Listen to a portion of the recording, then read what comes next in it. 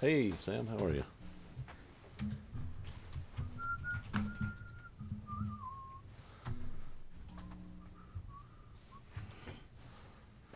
Do you want me to figure out your pledge and prayer?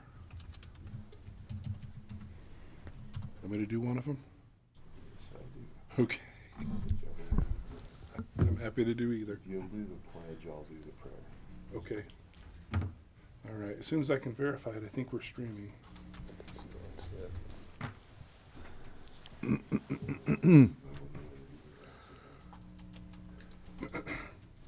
chunk of ground right there. Okay. Off Mid-Valley. That's good. Yeah, that's Mid-Valley Estates right Hey, Jeannie, would you run and grab me a notepad? Get a notepad. John, is number 15 on the agenda the same thing as 7? Are those two duplicates? They may be.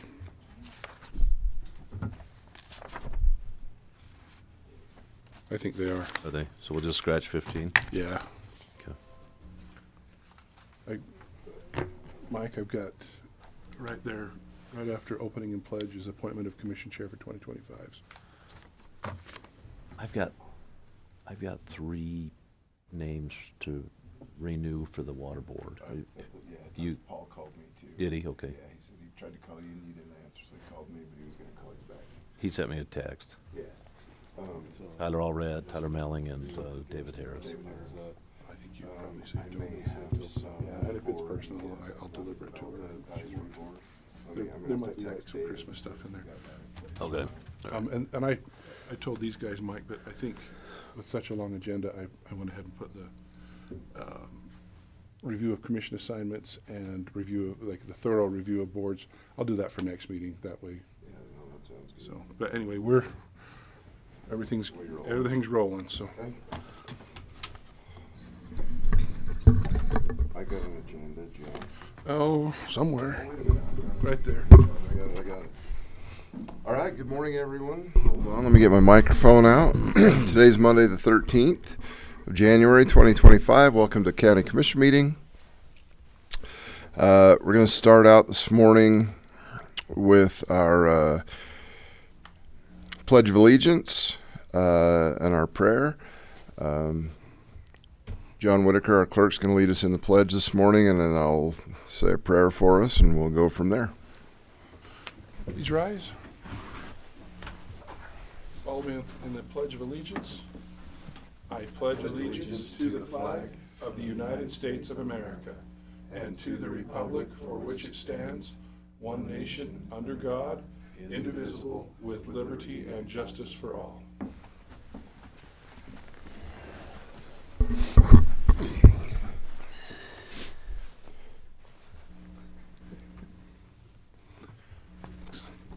You're good.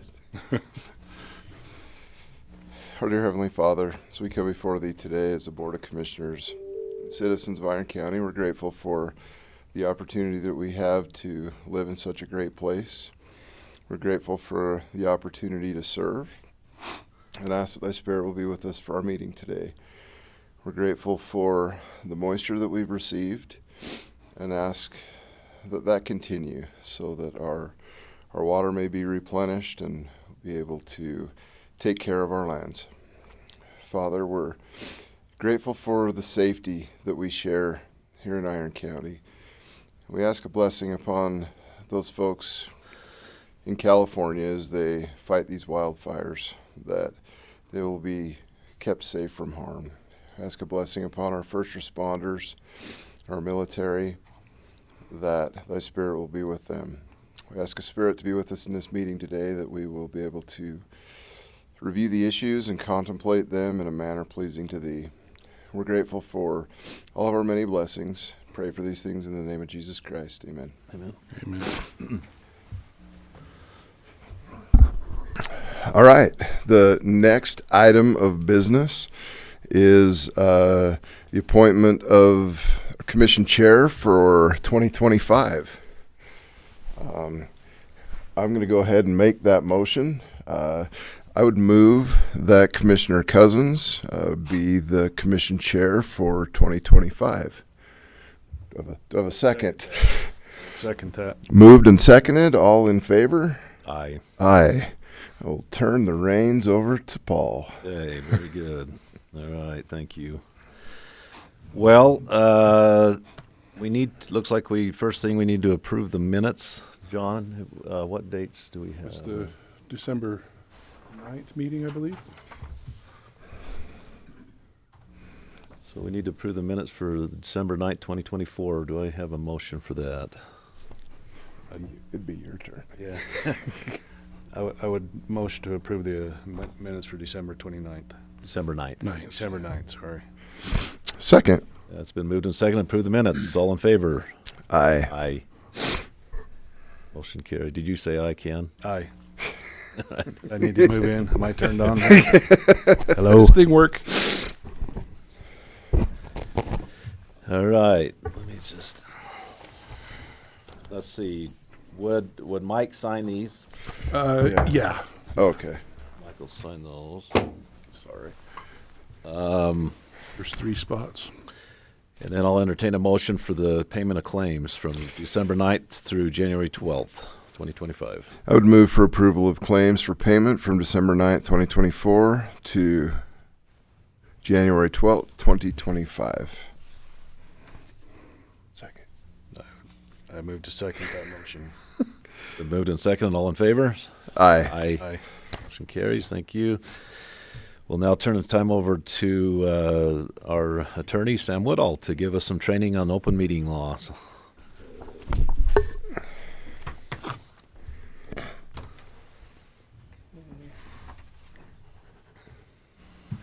Twenty 2025 PPT. That's right. See, Commissioner Blake has a nice drink there. Do you have things to keep you awake? No sleeping during this. We may have reminded The you most before that entertaining back in the open day, Mike Edwards pulled this off in record time. Sub 4 minutes, I'm told. It So, was sub 4 minutes. okay, well, this won't be that brief, but it'll also hopefully be informative, especially we've got Commissioner Robinson on and ask questions as needed. Looks like you have a picture of our jail hearing on your slide. It's an accurate depiction. Okay, we're going to do a little session here to help integrate some of our stuff. We have Ask a Lawyer, Dang Definitions, Probably Policy, Quiet Quorum, Stupid Answers, and Written Writings. We're just going to go through this one at a time. We're going to start with you, Paul. I'm all of a sudden looking forward to this. Ask a Lawyer. Your question or answer is, this person who is not John Whitaker ensures members of the commission are provided with annual training on requirements of open meetings. Attorneys, or attorney, or county attorney. Who is the commission chair? So it would have been, I don't know if that would be you or technically you now that you're the commission chair, but it falls to the head of the body to make sure that you get the training done. Oh, all right. Commissioner Cousins, Dang Definitions. This definition means the convening of a public body for the purpose of discussing, receiving comments from the public about, or acting upon a matter over which the public body has jurisdiction or advisory power. Public hearing. What is What is a public meeting? A meeting. public meeting? Okay. Probably policy. Action taken in violation of the Open Meetings Act may be voided in court. A suit to void final action must be commenced in this many days after the date of the action. It's actually after the date of the discovery, but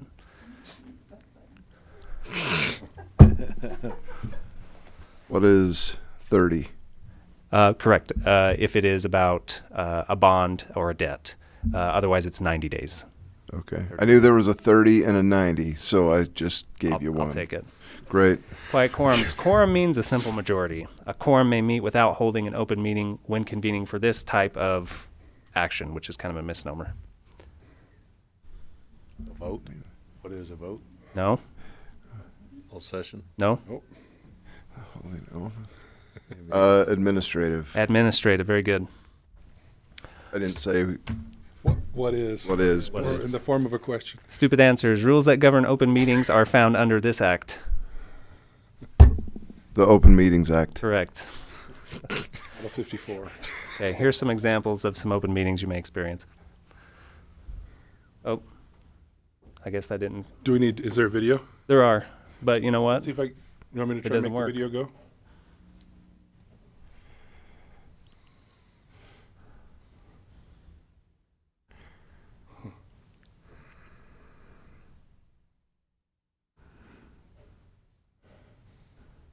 Doesn't seem to be recognizing the video.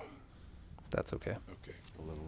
It would have been some comic relief, but I that's was going to say, I think I remember this one. This one was the bro out in California. He says, "What up, council?" And yeah, he was sad about the bird scooters and stuff. I love that guy. He was great, and he's well known out there.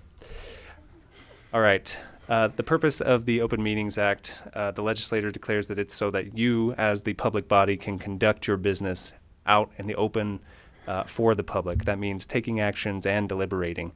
And so, again, you're getting this because we want to encourage transparency, and that's what's occurring when we have our public meetings that are open to the public. Also, it's the law. Also, it is the law. Yes, thank you, John, for that Sunshine law, clarification. right? Yeah. That's right, There's that's that right. too. The county commission is one of the bodies that's subject to the Open Meetings Act because you're a legislative body created in statute with 2 or more people that spends money from taxes, and you're authorized to act on behalf of the public. A meeting means the convening of the public body with a quorum. This can be in person or electronically, so be wary of that. And you meet to discuss or act on a matter. As we talked about in our little brief introduction, administrative actions are not considered an open meeting, but we try not to construe that too broadly.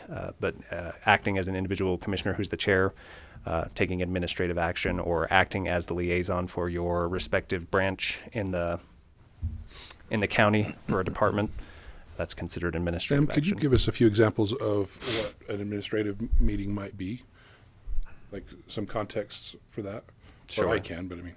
Well, yeah. What So if you got have some like any kind of discussion on not policy, but like a procedure or something. You could also have HR actions that are sensitive. There's a fine line, I think, when you're talking about procedure and policy, because some of that really could be construed as a legislative action. But when you're talking about, should we, if you're meeting with the public works director about how many routes to put on the garbage collection, that's more administrative. So, things that aren't part of the lawmaking or the executive functions of the. An example that comes to my mind is if you approve something in county commission broadly, let's say that you've designated a liaison for the jail construction, your action as the liaison in speaking with that individual doesn't call for an open meeting or a vote every time you need to make a decision with respect to the jail, if that makes sense. What is not a meeting? Chance encounter, or if you all go to a social event that's put on, an email or a text is not considered a meeting as long as no decisions are made. And we're going to talk about that a little more carefully because there's been some recent case law that was developed that showed the improper use of email or text. And then, of course, administrative implementation. An example that I pulled here was from, like for the building and zoning department, they would have to go to the planning commission typically to implement some things like a zone change. But for instance, if there is an administrative land use permit, they're statutorily authorized to issue that without notice or a hearing.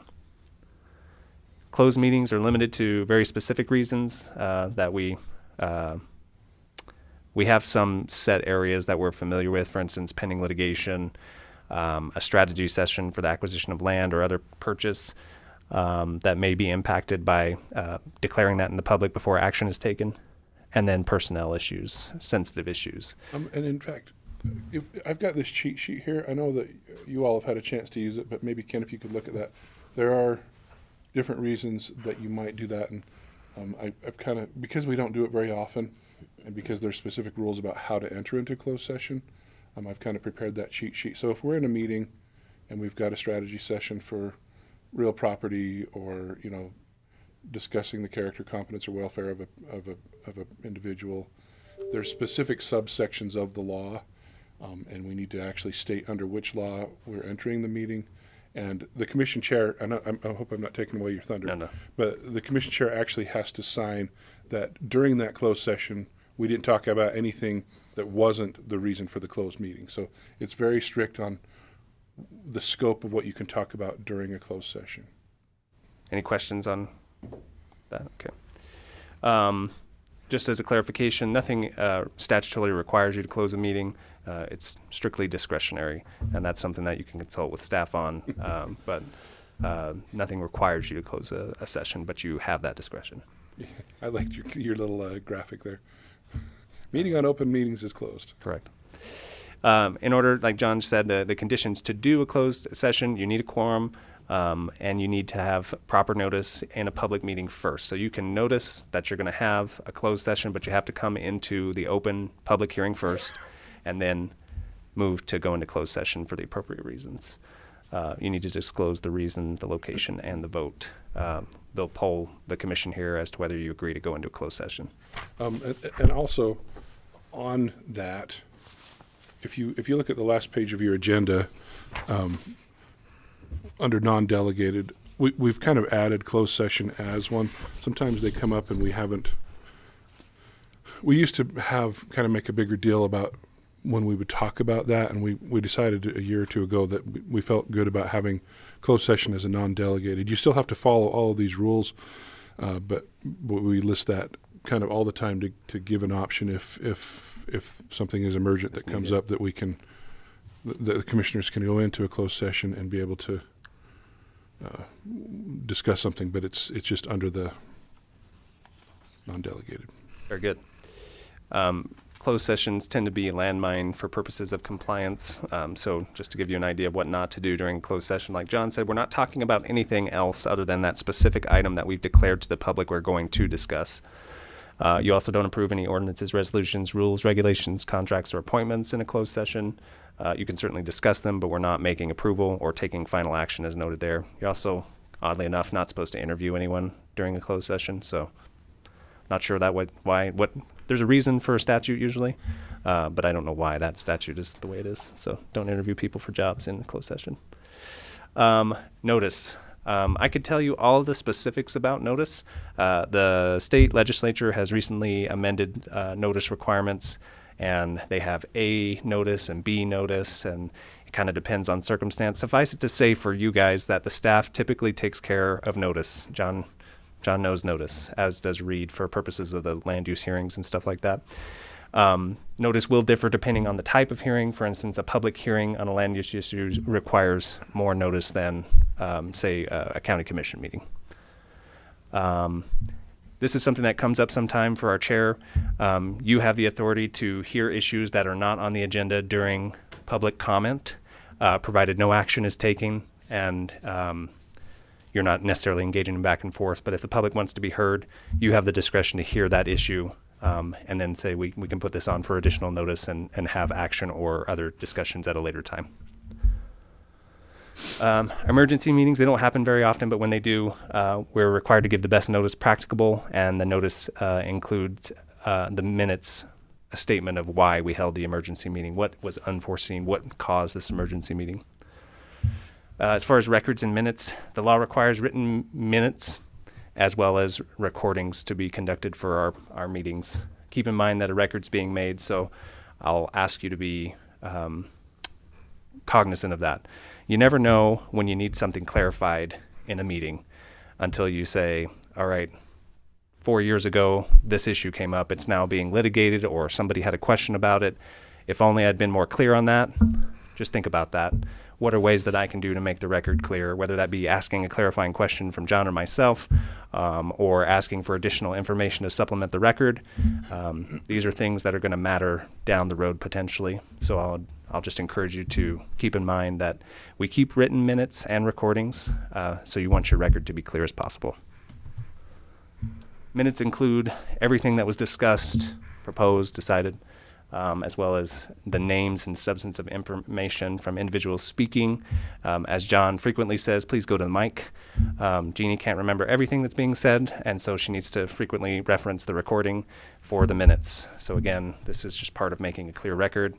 Come to the mic. Don't yell from the back of the room, Luke. Individuals' votes on the matter included, and any additional information requested by a member.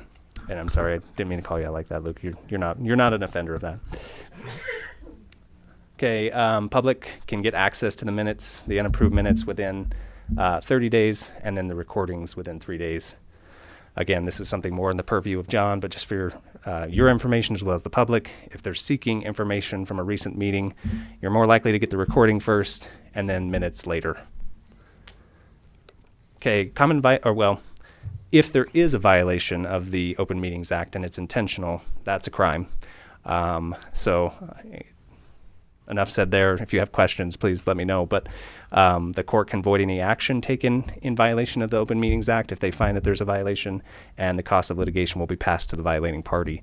Not something I've seen in this area, but again, that's the law, so we want to make sure you're aware. Common violations that are not intentional, typically just something that sometimes happen. You'll notice that the majority of these involve closed meetings. For instance, closing a meeting without voting, not closing the meeting for the wrong reason, and then taking official action in a closed meeting. All of those things we strive to avoid. John and I do a good job, I think, of making sure these meetings are held correctly. Hence the cheat sheet and all the warnings. Correct. Another common violation is just improper notice or improper agenda specificity. Again, that's something that John's pretty excellent at making sure we're clear on. An action to enforce an Open Meetings Act violation is 90 days after it's discovered, or 30 days after it's discovered if it's with respect to a bond, note, or debt. Here's something that comes up frequently. Sometimes we get questions about ex parte communications. That's just fancy Latin for one-sided, meaning that not everyone is included in your communications. So it's ex parte to have a material communication about an issue without including everyone. So let's say that you have someone with an item on your agenda, and the person who put that item on the agenda is it's a hot topic issue. But they come to you as a commissioner and they say, I want you to consider this, this, and this. When you have substantive discussions about that issue, not in the open, not in public, that can be considered ex parte communication. And that's not fair to maybe someone in the public who would be opposed to that, or maybe there's an opposing party on the other side of that. You understand that our goal is to have fair due process. So avoid ex parte communication by just inviting everyone to talk about it in the open meeting. A word on that is it's not material if someone asks about the status of an issue. So someone comes to you and says, Commissioner Blake, I'm aware that X is on the agenda. What's going on with that? And you could say, well, it's come through Planning Commission, and now it's on County Commission, and we're going to review it. That would be appropriate. If you do get an email or a text and engage in discussions that are considered ex parte, you can cure it by putting that on the record. So let's say that the party said, I want you to consider this, and you would like to consider that. You can say, and just for the record, I received a text from this party. They asked me to consider this, and I do as part of that, and I want to make sure that was out there. So another thing to avoid is making decisions ahead of time. This is an issue that was recently litigated in one of our areas around Iron County. Before we get into the substance of making issues ahead of time, that body would have meetings via email, and they would say, we need this to be the outcome of the meeting. And that's documented. That was litigated in court. And so all those decisions and comments were made bare on the record, and the court said you can't do that because that is essentially taking action without having an open meeting. And so, again, I'll just encourage you to be careful about making a decision ahead of time. Consider factors, but ultimately wait for the meeting, and don't pre-plan any outcomes amongst yourselves before we get to the open meeting. As it says here, base your decisions off the information available. on the record. Obviously, discussions had with staff or other parties can be considered, but should be stated on the record if part of your decision. Obviously, I think there's something to understanding the substance of an issue, especially where if it's complicated. But again, not making a decision ahead of time is the advice. Again, making decisions based on articulable things. The ultimate decision should be based on clear objective standards that are established on the record. The reason I have this slide is because sometimes we get hot button issues and the public comes in and they have a very strong opinion about how things should go. If you are making a decision, it needs to be based in substance and not just public clamor. That's not to say that the public can't raise substantive issues that are raised in the record, but there is a difference between holding the line and basing your decision on substance in the record versus just saying not in my backyard sort of thing. Legislative decisions, of course, have more discretion. You don't have to point to specific statutes necessarily because you are authorized to make legislative decisions. But again, it should be objectively reasonable. Could you maybe clarify the difference between those two types of decisions as far as, Yeah, and you'll see that a lot of the time, the difference between a legislative decision and what is the other term for the non-legislative decision? an executive decision? Executive decision comes up in land use issues. Sometimes a conditional use permit. I don't think they come to the county commission anymore, but it used to be they would go Like to zone changes? Conditional use permit, right. Yeah. that's decided in the, But a zone change is a legislative change. A county ordinance is a legislative vote. That's something that you have the authority to not give discretion to a particular rule or statute to make a particular finding. That sounds not clear, but You have more leeway in your decision, I think is a fair way to put it. that is fair. There are some situations in which you have to make a decision based on certain parameters. If it's legislative, you have less parameters. Does that make sense? Training wheels are off. Right. We'll try to make sure that you're informed of those circumstances. For instance, today I believe on the agenda is a zoning request. Yeah. That's considered a legislative decision. And in other land use ordinances, it says you have to consider this, this, and this.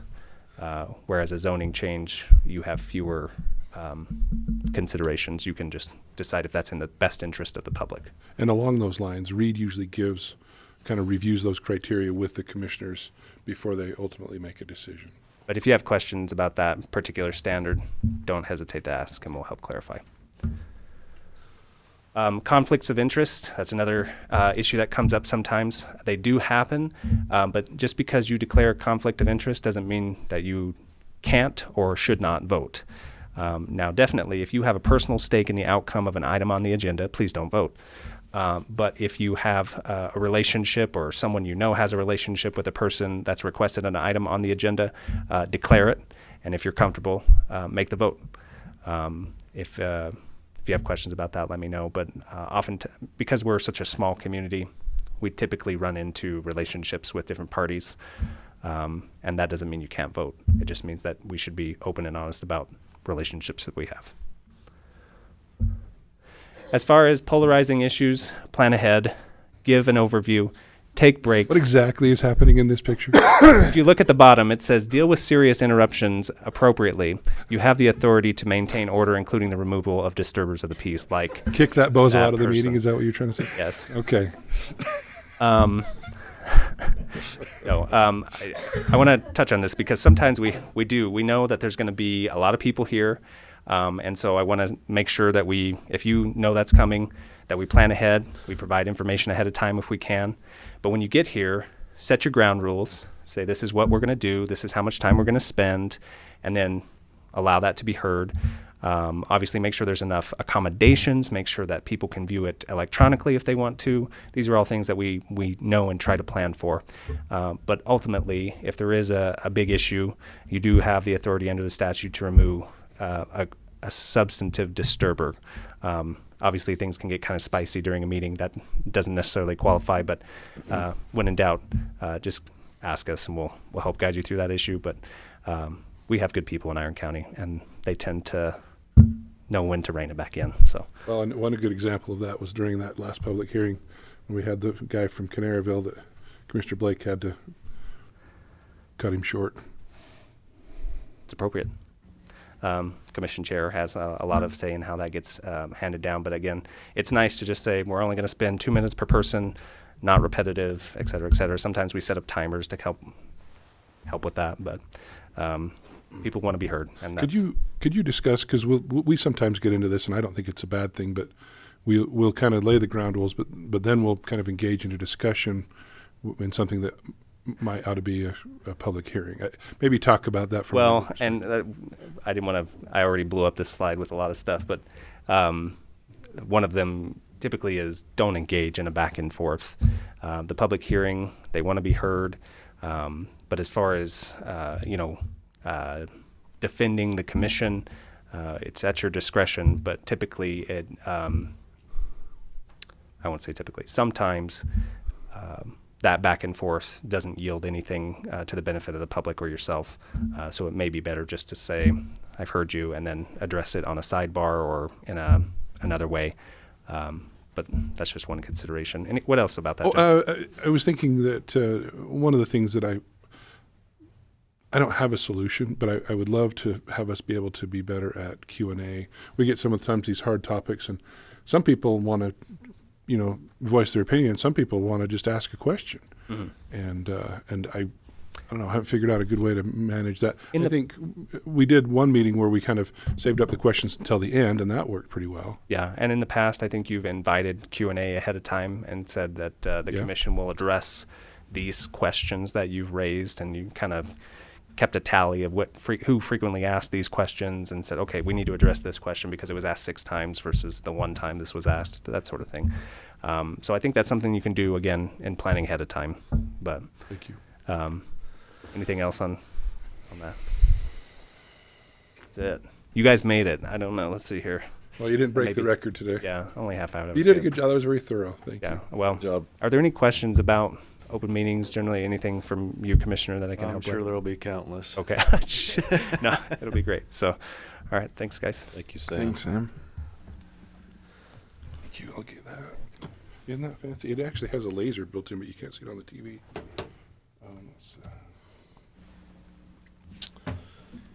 Let's see, John, we don't have any reports other than the commission in this training. Correct. Is that? Yeah, just Like- we kind of replaced those with the open meeting. Sorry. So. Gotcha. Okay. All right. Well, we'll go to commission reports. Ken, you want to go first? Sure. I was able to attend several meetings throughout the week since I was sworn in. Went to the Planning and Zoning Commission. There's a lot of good feedback there from a lot of concerned residents, and so that was good to be there and listen to that. Attended a meeting with BZI, just talking about their plans for the future and what they've accomplished in the past. It's impressive to see what they're providing to our community and the outlook that they have, so that was really good. Spent the week in San Diego. Did not get involved in the fires, so that was even better. But good to be back.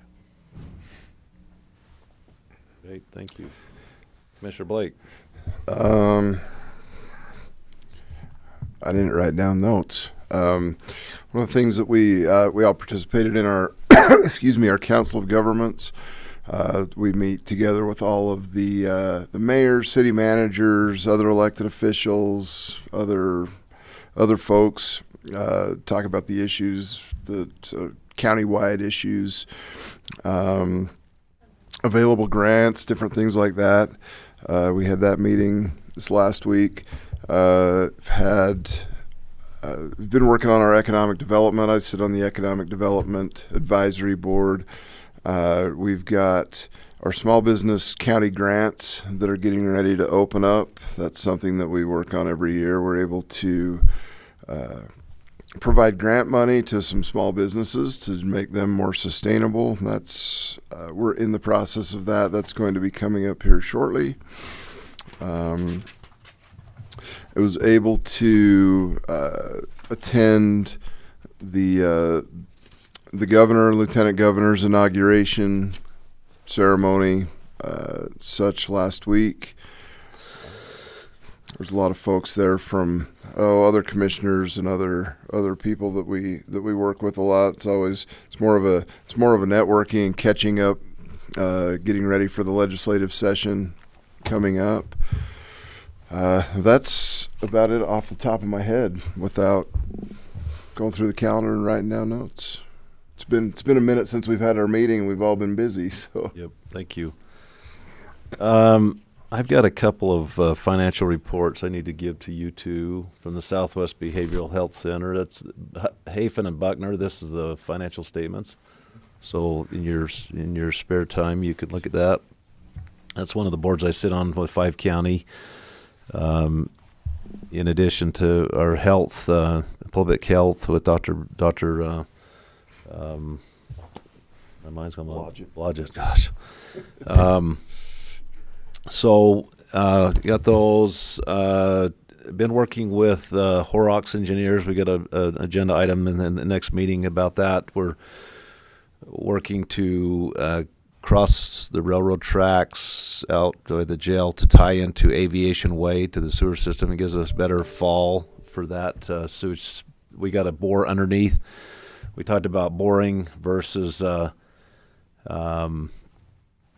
pulling track, excavating, and then compacting back in. But Horrocks engineers are advising on that. And Cedar City owns that spur right there by IFA, and they own the land and the spur. But we still have to follow guidelines from the Union Pacific on. Commissioner, I'm just curious. At one point we had talked about trying to time that with they were going to move that spur for the IFA. I don't know if that's still, or have they already done their change? The part that we have to go under is already existing. It's not going to be part of that change for IFA. Okay. We need to get it done sooner, so it'll be. So I'm just curious if that was still associated with that other. But I've had meetings with the city. I mean, initially the city wanted us to put pressure reducing valves on our main line, and I talked to engineering. Both lines on Horse Alley and the road what's the road that comes off of Airport? Both of those roads come off the same water line, and it was about.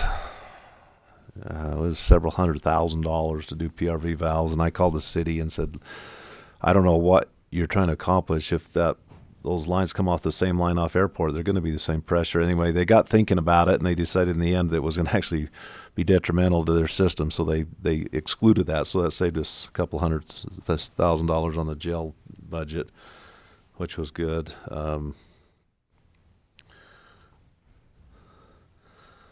Let's see. I attended the Farm Bureau meeting in Richfield this last week. That was good. Scott Stubbs organizes that. He's a local agriculture man, Farm Bureau. I'm not sure if is he the local president? County president. County president of Farm Bureau. Does a good job. We've, sorry, I'm getting a text. Personal matter. Let's see.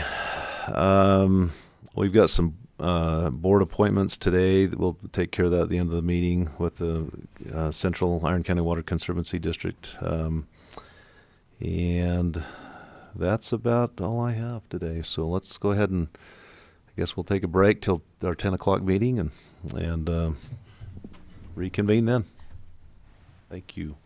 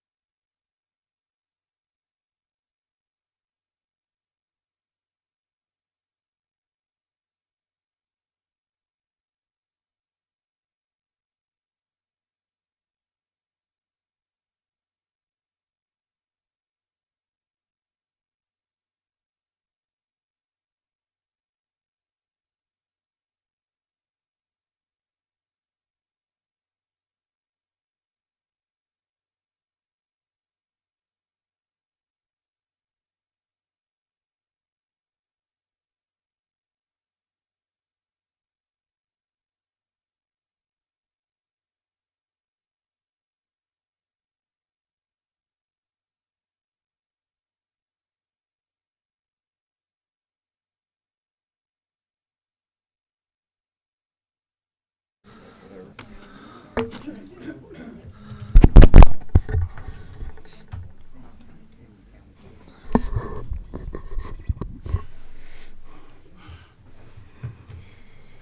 just turned 10 o'clock. Ready? Yeah. We are live? We're hot and live. Don't swear.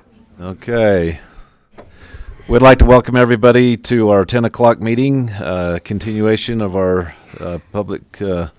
our county commission board meeting today. We appreciate your attendance. We'll start off with agenda item number 1, which is a public hearing, discussion, and possible approval of a request for a partial or entire vacation of any roads, easement, or rights of way located on a 1.8 acre parcel addressed as 487 East City View Drive, Parowan, Utah. And the description in the minutes, applicants are Eric and Jacqueline Hassmeyer, and Reed and Rich are going to talk about this. And we'll involve Sam as well. We've all been involved with this and so can join in the discussion. Good morning, Commissioners. This property is located just right here in the corner of the bottom end of the fairgrounds and in the edge of Parowan, right at the base of the hill. As we zoom in a little closer, the shaded area is the city boundary, the Parowan municipal boundary, and then these properties are located just to the west of that. So the Hassmeyer property is the property that's outlined in yellow. They are the ones that are requesting that the easements be vacated. Their request was that all of the easements on that property be vacated. And there are a number of different easements. And without making this overly complicated, we've done a lot of research and have all of the deeds and records of what's been recorded on that property. And essentially, the main road that goes through the property currently, these are some surveys that have been done, but this one highlights really the most recent survey that the Lefevers had done, which are the neighbors to the east, both this taller skinny piece and then the rectangular piece, the diagonal piece on the east corner. You can see there's an easement that runs along the north side of that property and down the west side of the property that are in favor of the Lefevers. When the property originally was sold, they were divided up a little differently, and there was a property that ran up this end right here. And so this easement was granted by the original owner to this piece of property right here, which ran this full length. They've since done lot line adjustments and reconfigured those properties, but those easements are still in place. So none of those easements have been changed or abandoned or vacated, and so they were in favor of the original property owner granting access to that furthest east property that's now owned by the Lefevers. So across the north end, there's a 32-foot roadway access easement that was granted from the original owner to the property owners who now subsequently have become the Lefevers. The easement up the west side, there's 2 easements there. There's the 32-foot easement that's the same as the one that runs across the north. And then there's also a 15-foot easement on each side of the edge of the property line. So there's a 30-foot easement that is 15 feet on this property and 15 feet on the county property that was granted to the county to gain access to the north. So let me just run, another map. And on this, it's quite light green. So you can see the subject property right here. And then this easement was granted up this way to the county and across to gain access to the horse stables when they were there originally. And I think it was, again, before a lot of the other things that have happened since then, and properties have been acquired and lot lines have been changed and everything like that. But that easement's still in place. The 32-foot easement that runs along the west side in favor of the Lefevers is still in place, the easement that runs across the north. But those are not county easements. The only one that the county has interest in, or that could really vacate is this City View Drive, which we would call the one on an angle right here that runs across, that you can see historically as you look at the old aerial surveys, that road went across there many years ago and for a long time, and we could consider that a public road by use that the county had established for the public interest, or the public has established under statute, that it was open and uncontested for a period of 10 years at some point in time that existed there. I think that the county recognized, and as staff has looked at this, our recommendation would be that if we vacate anything, that it would be that. It would be vacate our interest in City View Drive across that property and across the Lefevre's property, as you can see it right here. So from here through here, there are buildings in place, there's trees, there's everything that's been used there in recognition that that easement is no longer needed and that is no longer used. And so the only thing that the county really has the ability to vacate is our interest in City View Drive. The easement across the west and across the north are private easements that we don't have any interest in. We have an interest in a 15-foot easement on the west side of the Hasmeyer property that's split by that property line, so it's a 30-foot easement that runs up that property line. But that's the county's interest also, besides the City View Drive diagonal. So that's really what these surveys tell us. This again was just a survey, I think this was 2012 when some of those property lines were adjusted. This is the original deed that granted the easement back in 1994. That's when that property was originally sold, and the 32-foot easement running across the west edge and across the north was granted to the property on the very east end. And really, the process, I'll just throw these out. These are a couple of statutes that we use when we're vacating the county's interest in a public right-of-way. And they're in direct conflict with each other. As you can see, the top one says that the hearing notice requirements for vacating a public street is 10 days. The bottom one, in county roads, says that it has to be 4 consecutive weeks, 4 weeks before the day of the hearing. We always default to the 4 weeks just so we make sure we're in compliance, and we've advertised this both in the state notice website, the county website, and posted signs at the property to indicate that for four weeks prior to today. They started actually in early December, so they've been there for a long time. And we've gotten several calls recognizing that, there's something going on there, so we know they've been effective. And so we've advertised through that process. The statute under the petition to vacate a public street, this is a different section that was just put in place last year. The legislative body may adopt an ordinance, and then there's a provision also that it can be done by plat. But A and B are the criteria that the county commission uses to evaluate whether or not to vacate the public interest. Number one, that good cause exists for the vacation, and B, neither the public interest nor any person will be materially injured by the vacation. So that's the criteria that you would evaluate and consider during the public hearing process, and that you would weigh in making a decision to vacate the interest in either any and all of these rights of ways. Any questions about that? So you basically had kind of 3 competing ordinances or laws on the vacation, and which one do you feel like applies? That 1727, 609, 5? We're going to say they both apply, and we're going to advertise for Because 4 weeks yeah. because it also includes 10 days. So you've just kind of adequately advertised. tried to meet the requirement of all. Of the most restrictive. Yeah.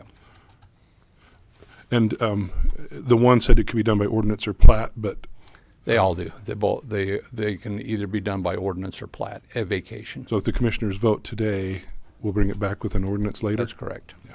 Yep. Any other questions?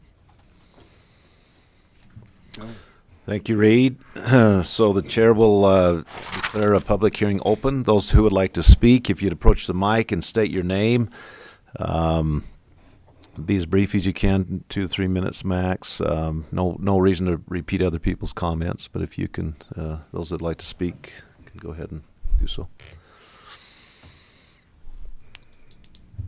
Seeing none, we'll close the public hearing and, oh, okay. He's like an auctioneer. Right. Wait for the timing. Name is Matthew Lefevre. I want to thank everybody here for allowing me to have this opportunity to speak. I also feel in Reed's interest because we're also affected by this vacated easement of the City View Drive.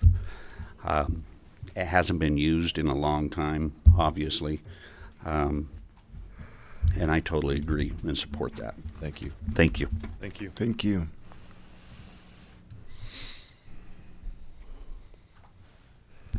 Dan Jessen, Parowan City Manager. Parowan does not have an official position on vacating this easement. I just want to explain, and I think the county commission is already aware of this. This small area we've talked about quite a lot. This, of course, is just outside the city boundaries.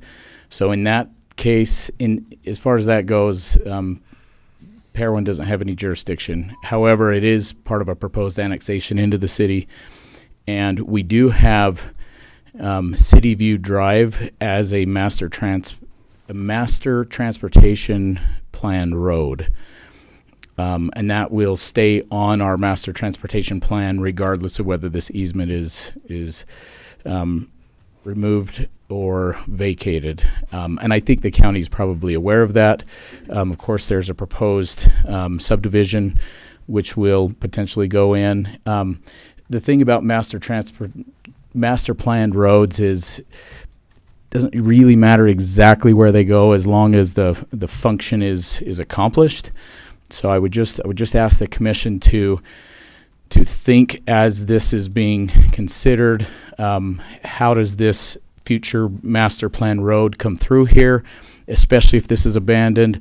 It means that it would need to either be reestablished or established on the property to the north upon development. And since that's something that you can request upon developers, then that's probably fine.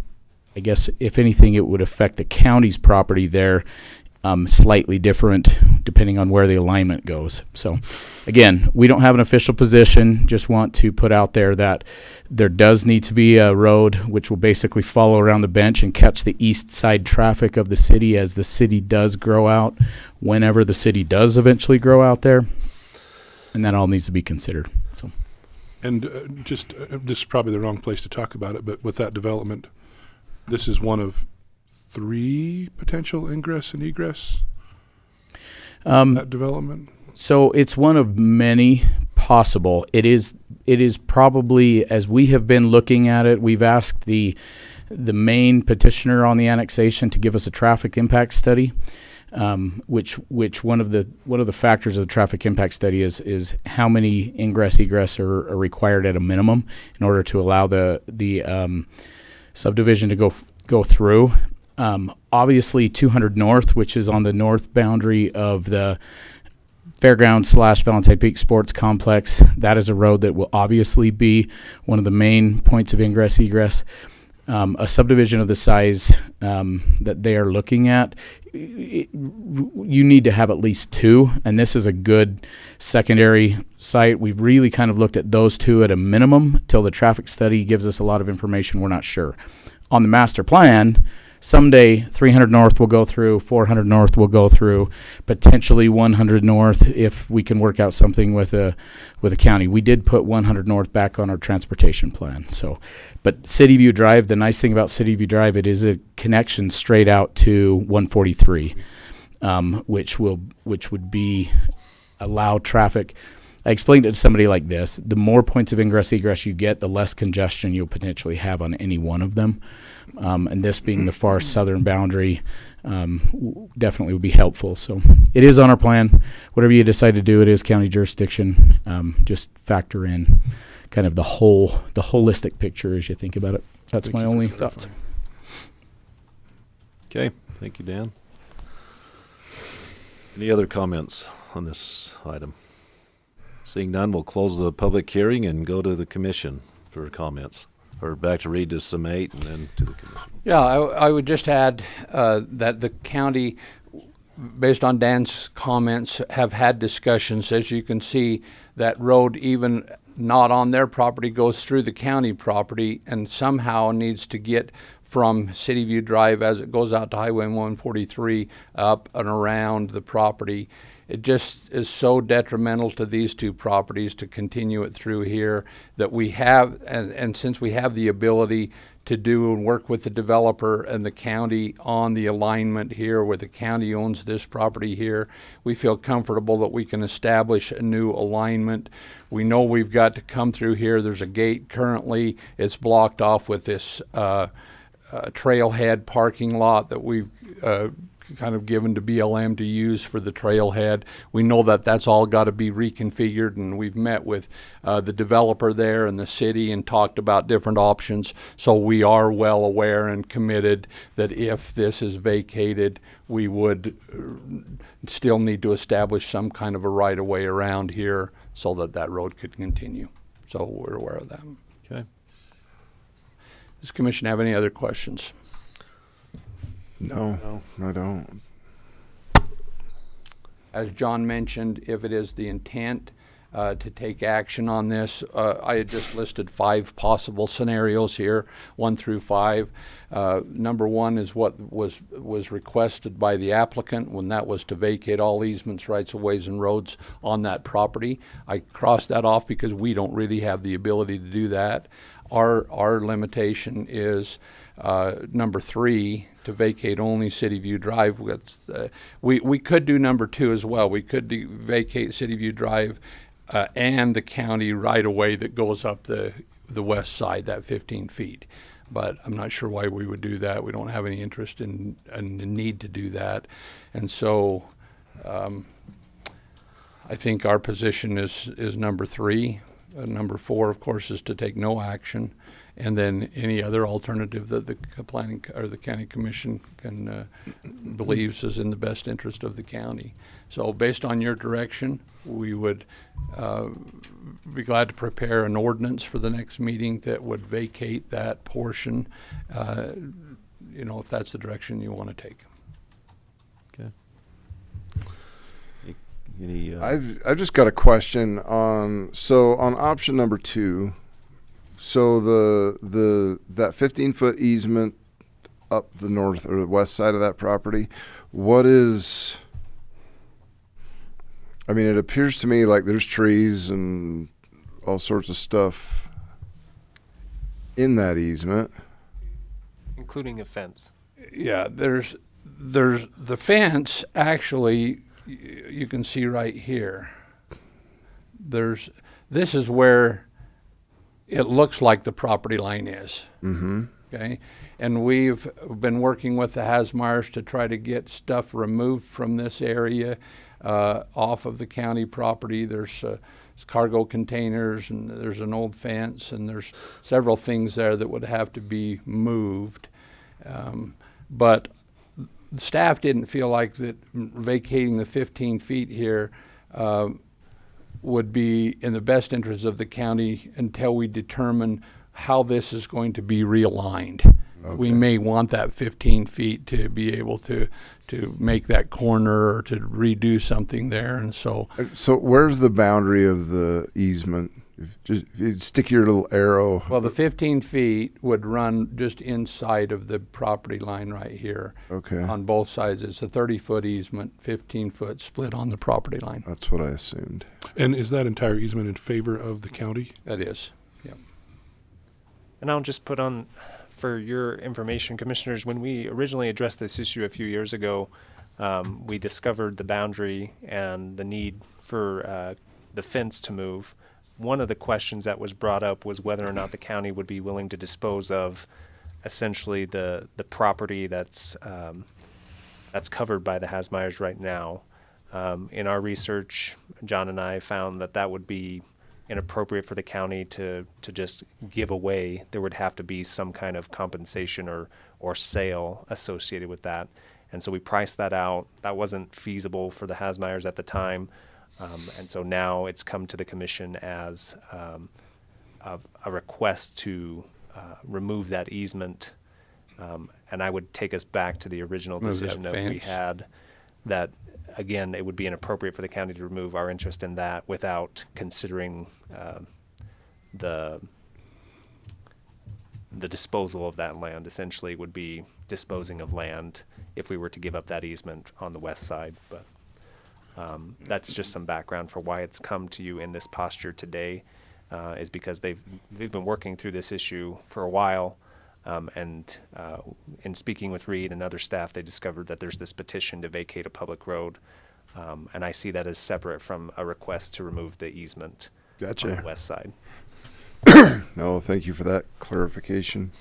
Is there, Reed, legally any, I mean, I just to clarify that further, is there anything in the advertisement that the county has done that would allow the commissioners to, did we also advertise for the vacation of the easement? Would that be possible? We advertise for the potential vacation of all interests in that, that's on that property. so if the We commissioners- just said, any easement, road, right-of-way that exists on that property is being requested to be vacated or considered. So the for commissioners, that is an option open to the commissioners today? vacation. Yes. Or the next meeting with an ordinance. Yeah. But based on your comments that maybe we ought to hold off Well, we until just we want figure to. out the resolution of, yeah. Yes, exactly. And remind me, Thank you. Sam, I had one follow-up question.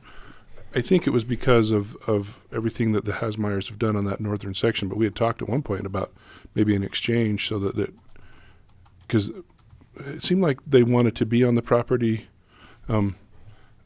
east of where they are. That's been a few years ago. But then, and maybe, maybe I just imagined this actually, we had talked potentially about an exchange between the triangle on the southeast and the triangle on the north. But I can see they've got a big shed running right through the City View Drive there, so on the east side of their property. So. Do you have any recollection of that? I don't. I but think I just made it up. I know that the last discussion that I have recorded was with respect to possibly the sale of that triangle, but I don't have record of a trade. So. Yeah. Very good. We're here, you'd ask us any questions. As far as being never. Come up, What- man. oh, Come yeah, up to the if you mic. got If up to the you, if you mic. would like to. Public hearing's over, but we'll take a comment if you'd like to come up and talk about it.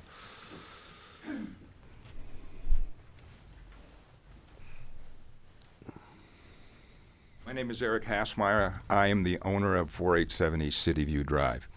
Just a couple of things. Number one, in my most recent conversation with Mr. Wilson, both on December 18th and January 3rd, he stated that there was no easement to the west or to the north of our property that the county was involved in. In our search with our attorney, there has never been established that the county ever held an easement to the west, that 15 foot is rather nebulous, and that it didn't exist according to deed. And number three, in response to the question of the feasibility of purchasing the property, I don't believe I was ever approached with the opportunity to purchase that triangle. Because back in that time, we would have been in a situation where we could have afforded to facilitate that purchase. So I just wanted to make that clear. Thank you. Thank you.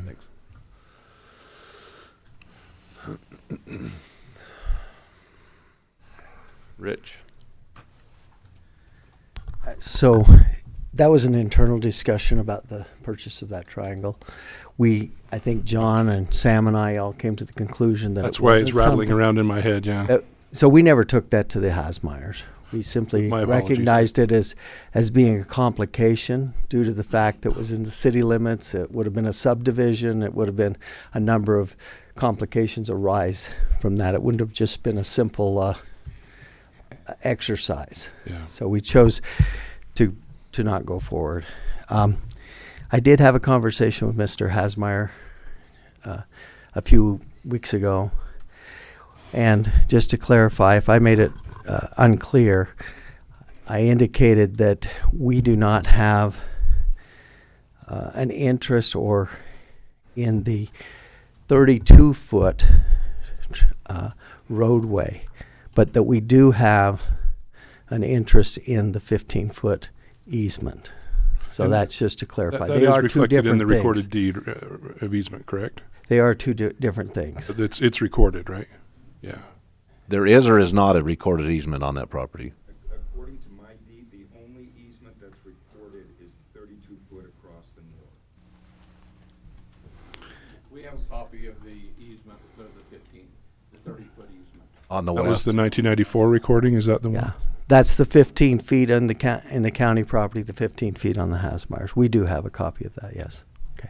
I just wanted to clarify, if I'd made a mistake of conveyance of information, I was simply saying that we felt as staff that we did not have an interest in the roadway, but we do have an interest in the utility easement.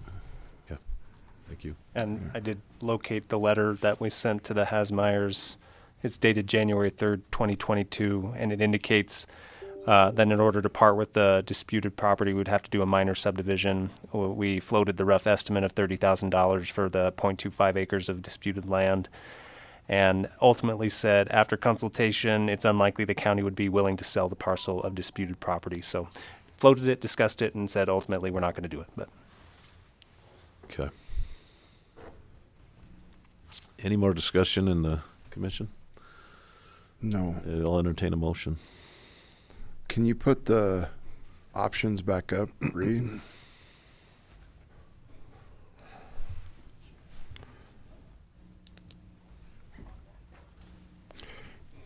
Okay, I would move for approval of a request for a partial vacation.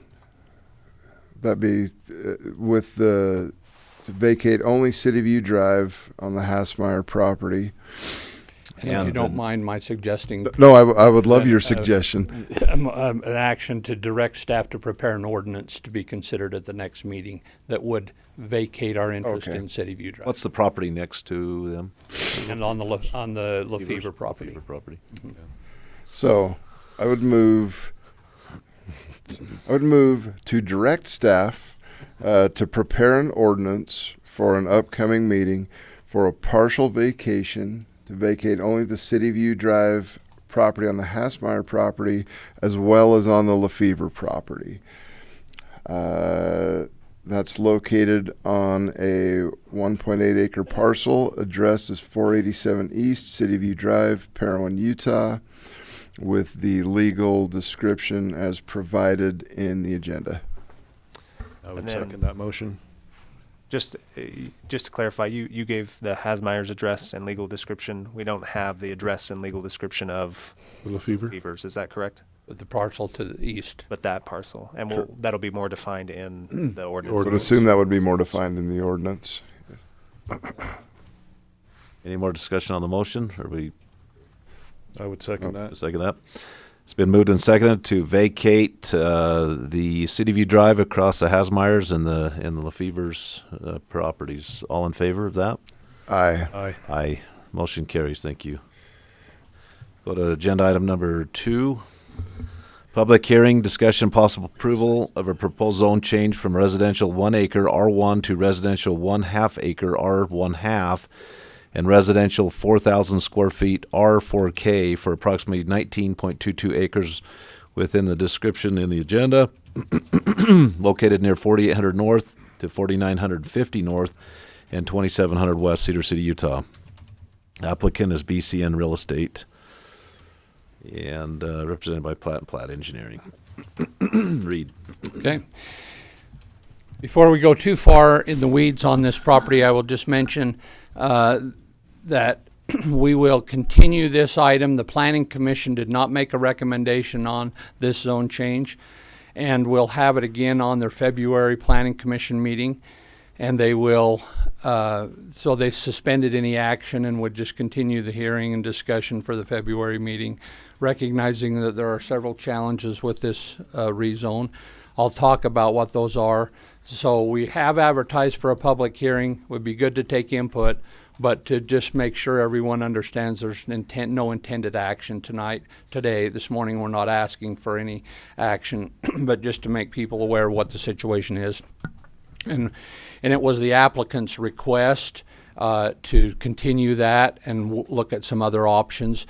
As we talked about it with staff, we felt like that we could do a better job. Part of our ordinance prohibited maybe a good development there because of some of the conditions that are associated with the R4K ordinance, and I'll address those. But we felt because of those restrictions, it didn't lend itself to as good a development as we could get if we were to modify a couple of those restrictions that are currently in the ordinance. And so we wanted an opportunity to do that. The applicant felt like that would be really in their favor and would like to have that considered as well. So we had already advertised for this public hearing at that time, and so we just continue that. Since that time, we have done a new notice on the state notice website and the county website that would address this at the February series of meetings as well. The first meeting in February for this meeting and for the commission and for the planning commission as well. And we will resend notices to the adjacent property owners for the February meeting for the planning commission, which is what we have done for the January meeting. With my apologies that apparently on the letter I had the 14th of January for this public hearing instead of the 13th. So my apologies to those that may not have realized that the meeting was today. But again, because it will continue for next month, there'll be opportunity to comment on that. So the issue really lies with the fact that the property is located just off of the north side of Mid-Valley Road, east of Lund and west of 2300, about halfway in between Airport Road and Lund Highway on the north side. Where the star is located, this zoning map shows that this 20-acre parcel is located with R1 adjacent to it on the east side and on the north, kitty corner to R1 half, and then west is R1 half, as well as R5 kitty corner on the south. And then on the immediate south is, we zoom in a little closer here, is R4K zone. So the property that the long, narrow, skinny piece on the south side of Mid-Valley Road is zoned R4K. Thus the complication with this rezone. This rezone for the entire yellow piece was to have the very north 5 acres rezoned to R4K and the rest of it zoned R1 half, because the ordinance requires 1,000-foot separation between two R4K zones. And we felt like that was put in place to the ordinance in the R4K was designed to allow a higher density development with small lots, as small as 4,000 square feet, for affordability, and to make lots smaller so that more lots could be put in and they could be more affordable lots. Also, it allows for townhouses. Townhouses are also allowed in R1 half. The developer had done a proposal to show townhouses in the entire R4K section.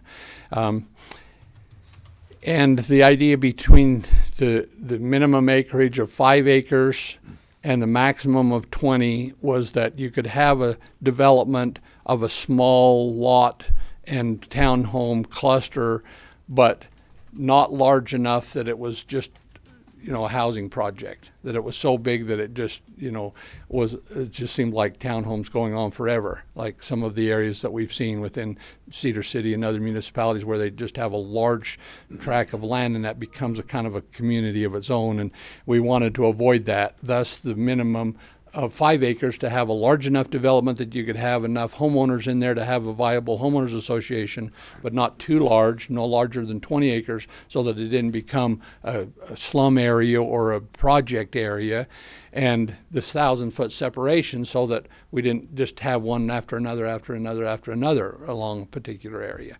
So that's why that was put in place. The complication with this is that, of course, because of requiring the 1,000-foot separation, and here we have put it up on the north end of this, away from the other R4K, there's 1,000 feet separation, but everybody agrees that the R4K would be better off down along the highway where there's better road access, and the people going to the larger lots up behind and into that neighborhood wouldn't have all of the traffic from the higher density moving through that area up into the subdivision. So we just felt like, and given the nature of the R4K on the south side of the road, which are just, they're 6,000 to 8,000 square foot lots, so they're not, they're almost quarter acre lots, a little bit smaller, but there are no townhomes there.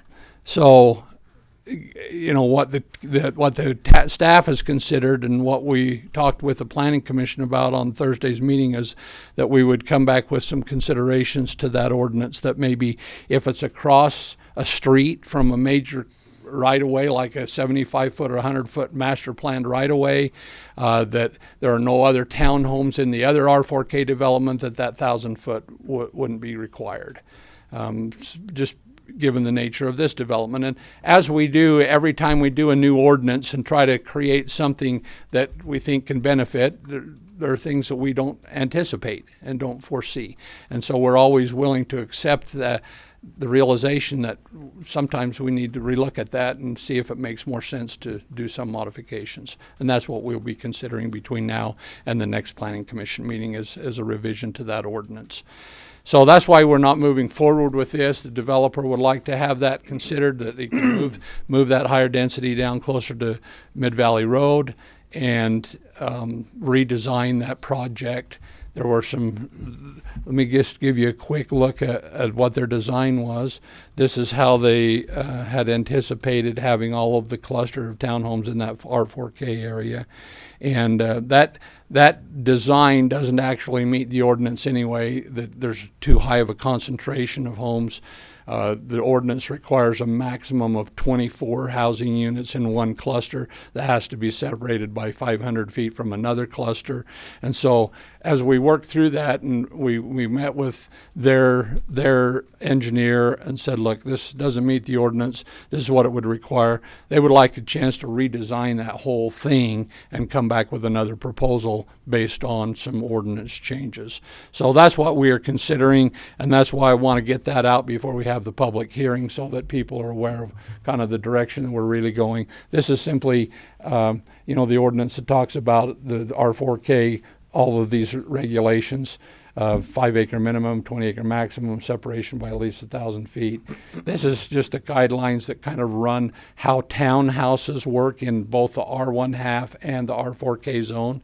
So I know that it may not have been made clear at the Planning Commission meeting, but the R1/2 zone, which they're adjacent to R1/2, does allow for townhomes. It isn't the only way to get townhomes there is to do an R4K development. They could rezone the whole thing to just R1/2, leave out the R4K, and still be able to do some townhomes. It wouldn't be as high a density as what would be in R4K, but there would still be some. And so there are options and opportunities, but always the first step, of course, is to get the property rezoned so that then they can design and go through it. But sometimes it's helpful to have a design to see how it fits with the zoning and try to do a good development. And that's what both the county staff and the developer are interested in doing. And that's why we want to take a step back and try to look at this a little bit closer. So this would be on. There was some question at the Planning Commission about density and concern with septic and being, with Mid-Valley Estates right there on septic with half-acre lots. This development and anything anymore that is being proposed for subdivision of less than 5 acres in size requires central sewer. You cannot develop a subdivision and create smaller lots than 5 acres unless it's on central sewer. So this would be on central sewer, this would be on water, the Central Iron County Water Conservancy District, so there would be hydrants, fire suppression, it would be on a central water system, and so all of the infrastructure requirements for a higher density development would be. Sewer on Mid-Valley? Is there Pardon? sewer on Mid-Valley? Or Yes. is it, Yeah, or is it to the north of developments Mid-Valley? across the street are all on sewer. The Peak View and the R4K, which is called Sage Meadows, they're all on central sewer. So they would have to extend it a little bit to where they are, but it's just right across the street. So does the commission have any specific questions before we have public hearing? No. Okay, thank you. So even though we're going to readdress this in planning commission and future commission meetings, we will go ahead. We appreciate those who have come. How many of you are here to speak on this issue? Just 2? Okay, we'll go ahead and Chair will declare this public hearing open. If you can approach the mic and state your name and speak to this subject. Hi, my name is Rachel Hunt. I don't know if this is just a one-way discussion or if I can ask the commissioners questions, or do I just present and then you decide? Yeah, Okay. we don't do a lot of back and forth on public hearings. You Okay. can state your position and Okay. then it'll can be considered in the future. Okay, great. Yeah, I just want to make clear so I didn't ask you questions and then you just sit there looking at me. All right. Well, as I said, my name is Rachel Hunt. I've lived here in Cedar City, Iron County area for 27 years. My great-great-grandfather grew up here. His brother was the first mayor of Cedar City. So my roots run deep here. I care about this land. I care about the people. For purposes of this particular, I'm speaking on this particular thing because it's looking at putting townhomes in. And so as I give my reasons for opposing this, I'm going to consider this because it's unincorporated part of Iron County. And I believe that there's a distinction between the incorporated city parts and the unincorporated. I hope that that's what the commission views that there's 2 separate things. So when I say Iron County, I'm saying the unincorporated Iron County. I have been under the impression that the unincorporated areas of Iron County are rural areas where people can have a little bit more room to breathe, not many lights, so stars are plentiful on a clear evening, and residents are able to enjoy their own property. I strongly believe that this is what the majority of the people in unincorporated Iron County want as well. I believe the plans you have put in motion are hindering this opportunity for unincorporated Iron County residents. I attended a planning commission meeting the other night and heard what sounded like sincere comments from members of the planning commission, the planning engineer board, and the county planner on another issue that they are concerned about lights, noise, too many work vehicles parked on R1, R2, and R5 lots. There was a member that discussed a comment about a dark sky program in the works. Another member commented how he would be annoyed to have loud noises and lights in his windows at night or in the early morning from trucks and machines being started up. I also heard another member voice his opinion that personal property rights matter. Then, within the next hour or so, the board, were fully supportive of efforts to build this high-density housing area right among the very land they seem to claim to care about in opposition to what they seem to be concerned about earlier. This concerns me greatly. Living in this county should mean not so much noise or light pollution, and it should mean property rights for residents. However, I am deeply troubled by what actions I am seeing. Although some good sentiments have been expressed, I see the Planning Commission and county commissioners doing the exact opposite. I see zone changes allowing high-density neighborhoods, which is the R4K zone already being put in for that Sage Meadows. And I see zone changes allowing high-density neighborhoods and townhomes to be built outside of the city boundaries. I heard a planning board member talk about how they want to change ordinances so they even accommodate a developers wanting to build this high-density neighborhoods. So this is specific to what Reed just talked about. They want to change this ordinance, which I believe the R4K ordinance shouldn't even be there for unincorporated parts of the county. Why is it even there?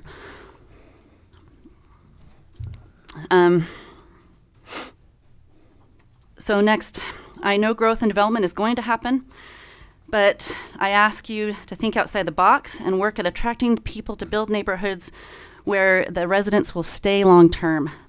That creates secure neighborhoods. So I'm here to ask and implore you to stop, think for a little bit before these actions continue to be moving forward and we have more R4K areas and higher density places that are not what I believe we want for unincorporated parts of the county.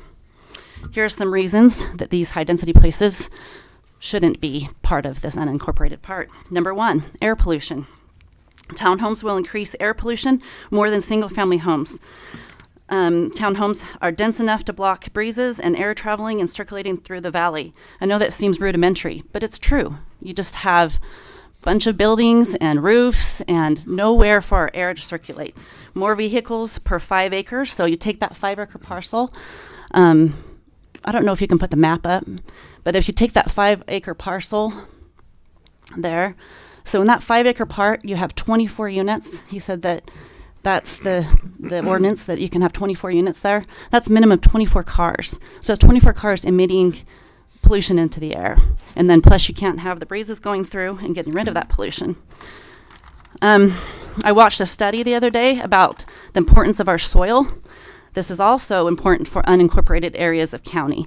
If we just have sidewalks and concrete and asphalt, we get rid of our soil. Our soil helps get rid of our air pollution. The next one is transient residence and degraded community. Townhomes are transient properties. They attract individuals for a temporary time until they move on to better places to live. They become rental properties on which tenants reside and do not have incentive to make it a good place to live. Even those who own the townhome personally do not own the land. There's not like extra land there for them to take ownership in, is what I mean by that, and therefore do not give value to it and are not motivated to take care of it. Townhomes turn neighborhoods into dysfunctional, unhealthy neighborhoods. The increased density of the townhomes increases a quicker turnover of residents. That's the transient communities. Short-term homeowners and renters do not care about their neighborhoods. This in turn attracts more crime as well. So think about, I know Mr. Blake is familiar with this. Yep. Think about the bad neighborhoods in Cedar City and Iron County areas. They are the high density neighborhoods. They're the apartments, they're the mobile home parks, and sure, there's a little tiny land, kind of like the R4K, but they attract crime. And townhomes are just the glorified look of apartments. That's what they are. And so I implore you to think about that and take that into consideration. This is what we don't want to happen in our county. We want long-term residents who take pride in their land and neighborhoods and keep our community thriving. Next one is light pollution. Townhomes will increase the amount of light immensely with porch lights, vehicle lights, the community lights to light up the roadways. Do you want bright lights shining in your windows at night? If you lived next to this, would you want that? If your kids wanted to move here, would you want them to live next to it? Traffic problems. Townhomes increase significantly the amount of traffic. Whether it's at that part or it's over at Mid-Valley, we already are at our max. It's already congested in the mornings and already congested in the afternoons, early evenings at Mid-Valley, the sections of Mid-Valley and 2700 West. So adding more high density to this is just going to increase that. And the burden is going to be on us as residents to pay for it. And here again, the Planning Commission was expressing concern for another issue about having work vehicles on R5 lot and not allowing more than 5 vehicles, but yet they're willing to approve 24 vehicles on 5 acres, and they're okay with that. It seems very, very oppositional in what they believe in. The next one is tax burden on residents. High density development causes an increase in tax burden for Iron County residents. And I have several neighbors that have voiced this worry as well, is we have to pay for new roads, road maintenance, more county employees, schools, other municipal services. We've already seen our taxes raise in a couple areas on our taxes. The developers do not care for, nor do they have incentive to care about the burdens they place on our community. They need to be held more responsible monetarily to contribute to infrastructure, schools, water, community places, such as parks, bicycle walking paths, etc., so than they are now. The county needs to hold them responsible for the consequences of their development rather than the existing residents. Next one is water table burden. Do we even have the water for this? High-density buildings, such as townhomes and apartments, substantially increase the amount of water usage. Do we have water in our basin for this? More electrical problems. With townhomes comes a high concentration of concrete, roofs, and asphalt in a small area, causing an increase in heat absorption in the summer, which results in the higher usage of AC units and results in an increase in power usage. Ma'am, if you can wrap it up pretty quick. We already do not have enough infrastructure for power, and already too many power outages cause nuisances to the community. I know development is inevitable, but I ask you to take the time to think through the precedent you are making for our community and to add high-density development such as townhomes. I would hope that you would only allow half-acre or higher than a quarter acre, but I don't see that happening. I implore you to stop changing ordinances at a whim to please developers and friends who are in business with developers. Please think of the repercussions to our community from such acts. Instead, I believe you should remove the ordinances allowing townhomes in unincorporated areas. I hope you each will consider these matters with much thought and research, and most of all, with the citizens of our county, which include your family now and into the future. Please stop the actions being taken, which will cause this community to lose its ability to sustain healthy neighborhoods and residences. Thank you. Thank you.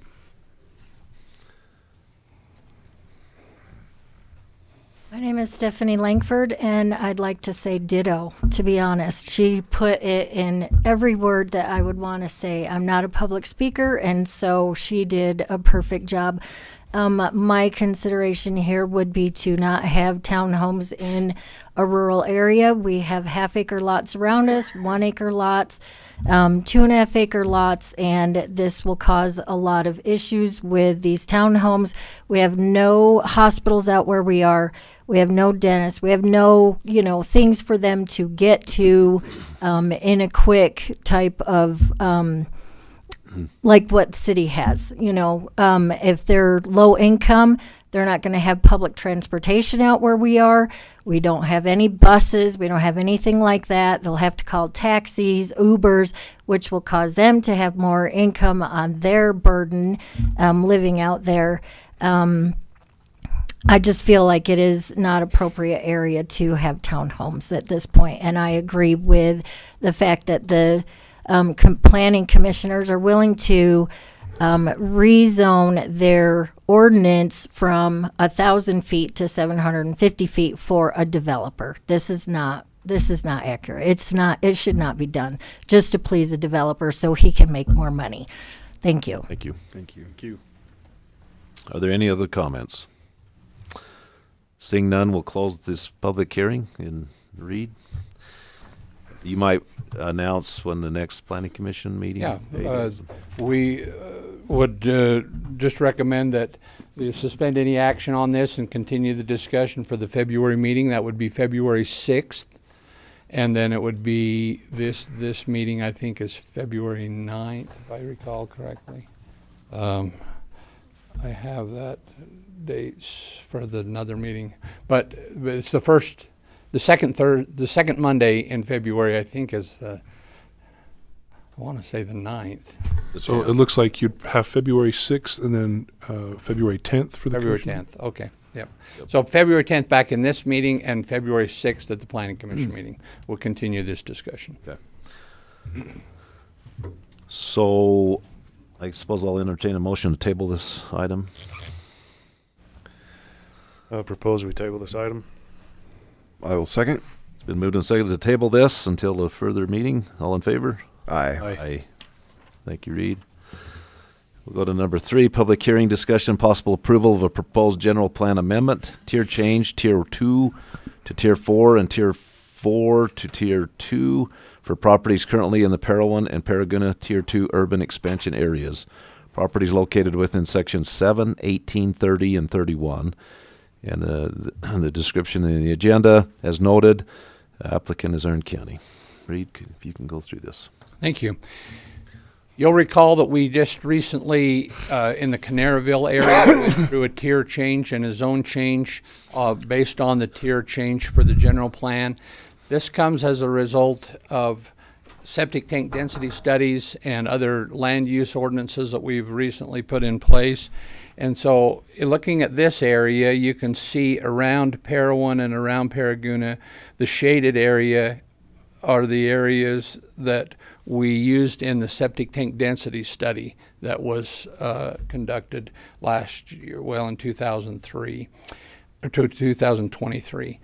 What we wanted to do is just in fact, let me jump to this and just do a quick overview of what brought us to this point.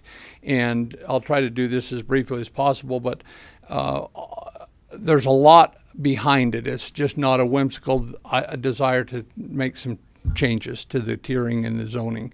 It's a result of 45 years of existing zoning since 1980.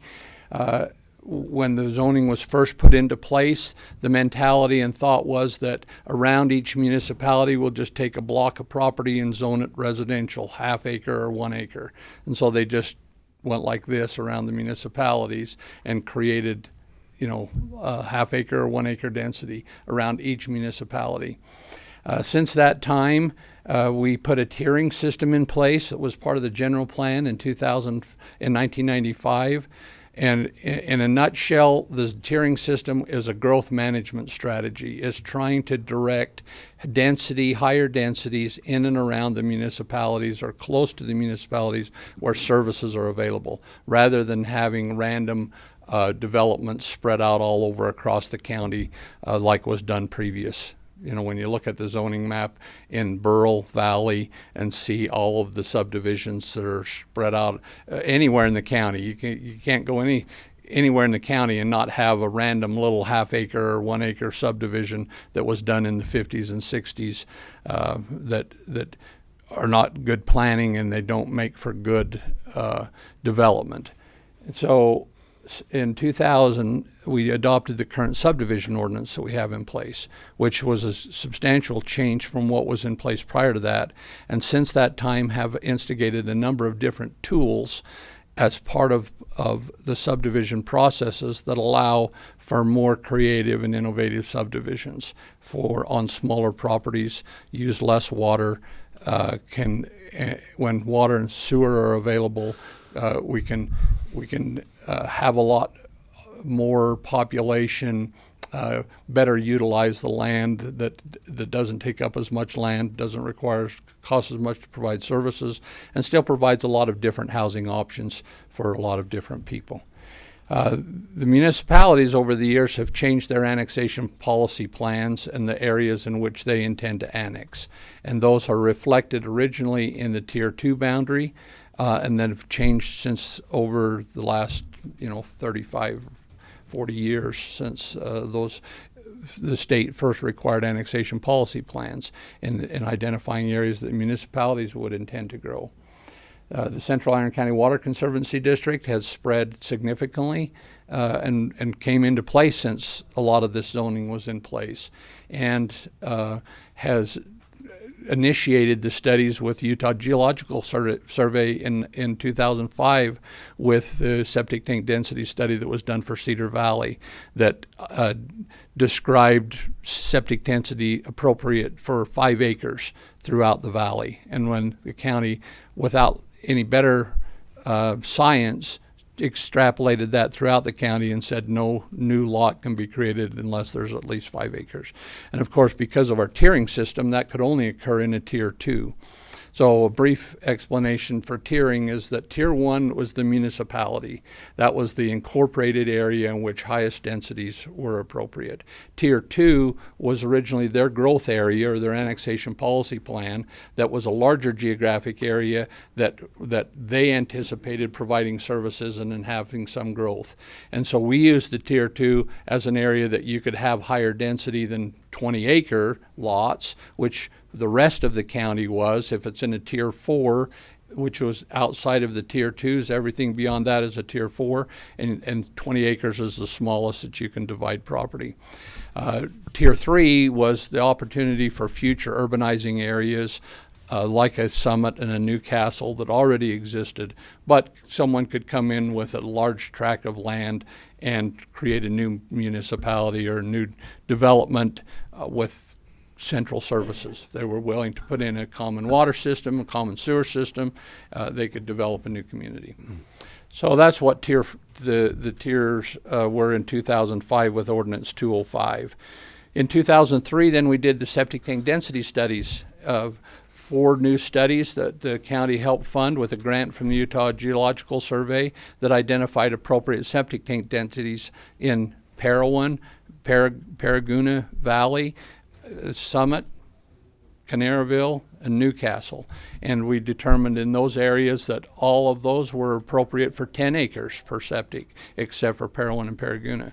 So Summit, Canaryville, and Newcastle were now all limited to 10 acres for a new lot per septic.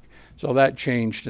And so with all of these things that have happened over the years, it's made it quite confusing for everybody in the county as well as landowners to know what they can really do with their property when they've got R1 zoned property, but they can't divide it to 1 acres because a limit of septic.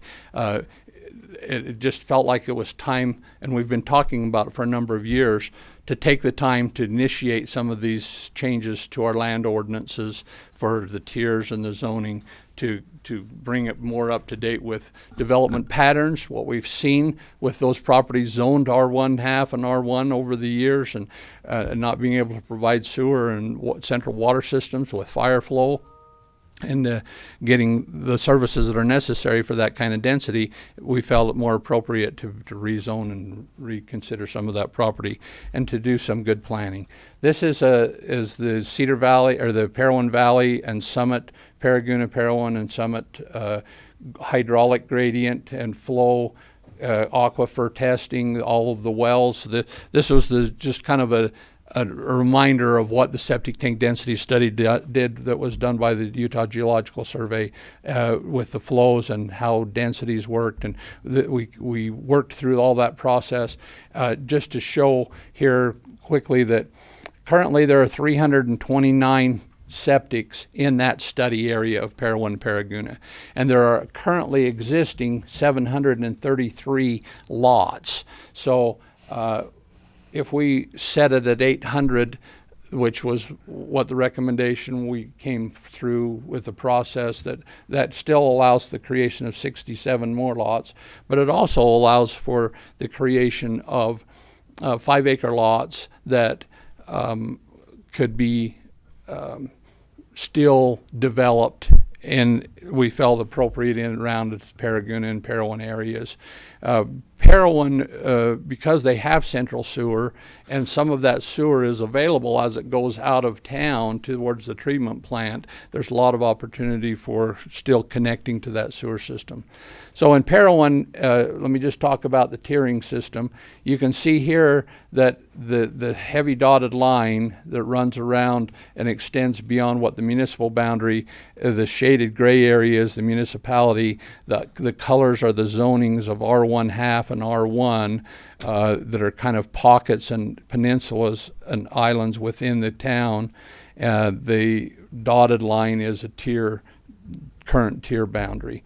What we're suggesting is that we broaden that tier boundary out to the the blue dotted line that encompasses a lot of what's already 5-acre and 10-acre lots out in the unincorporated area.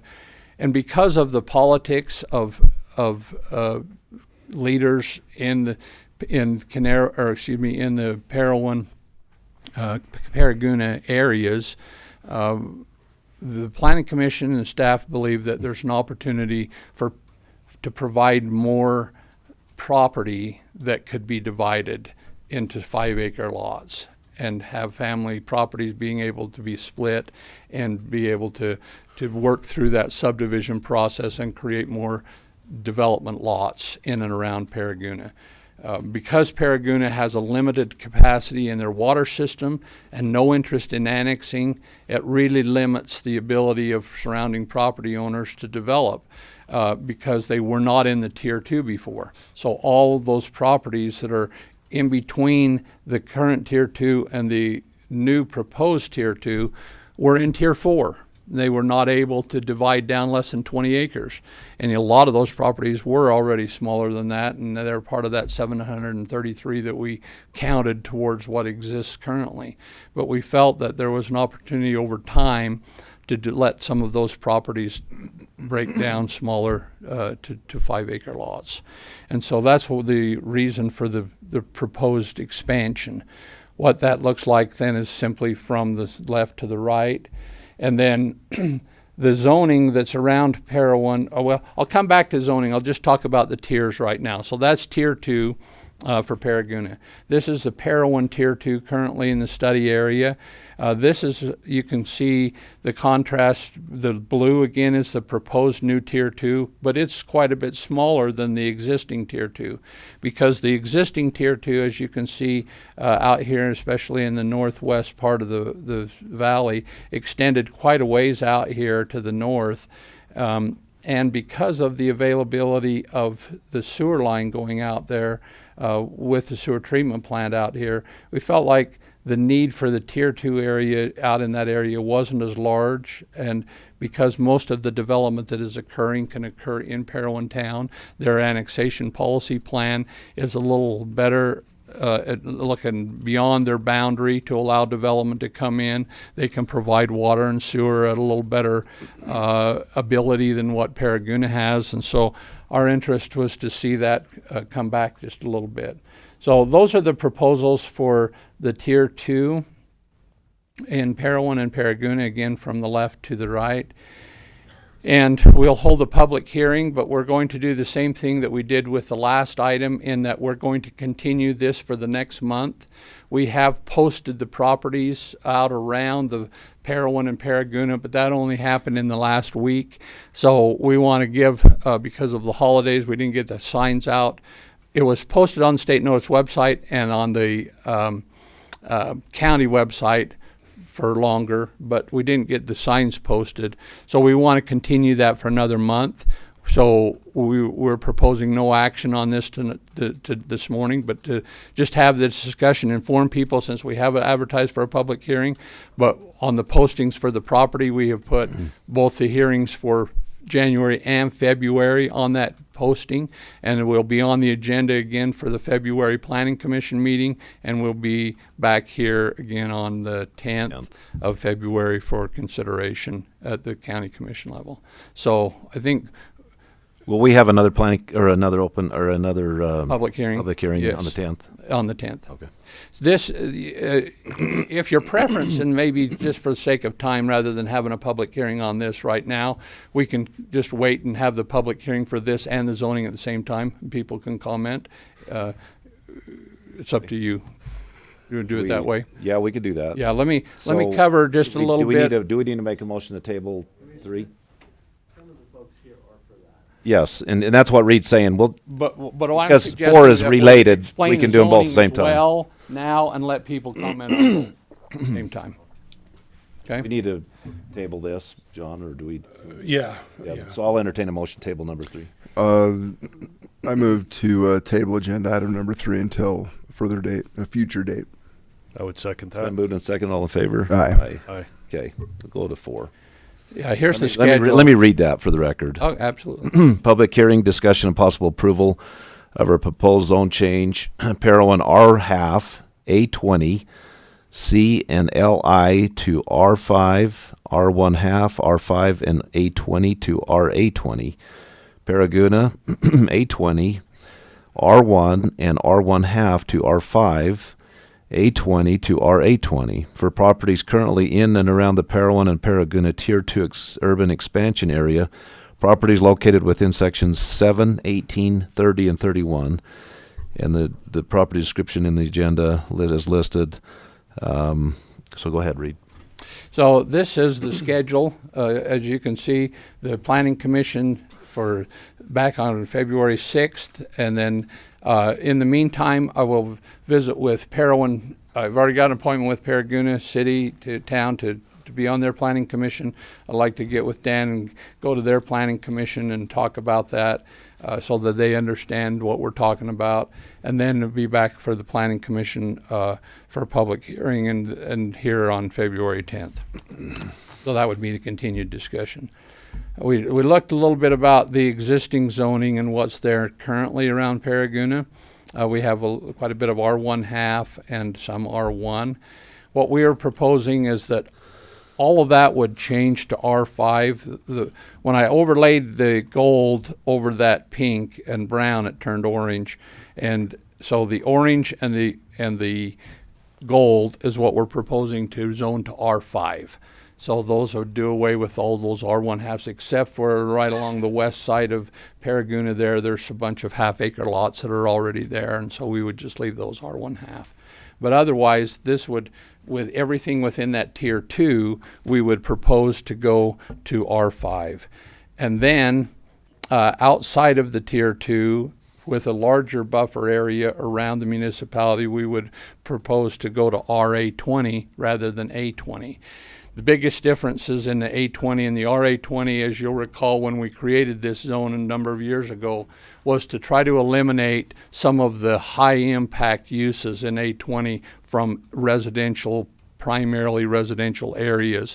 They still have animals, they can still do agriculture, but the types of agriculture that are considered industrial agriculture, like large dairies and pig farms and agricultural processing facilities and gravel pits and some of those things that we felt were less compatible with residential uses, but still on a 20-acre lot, then we took out of the RA20 when we created that zone.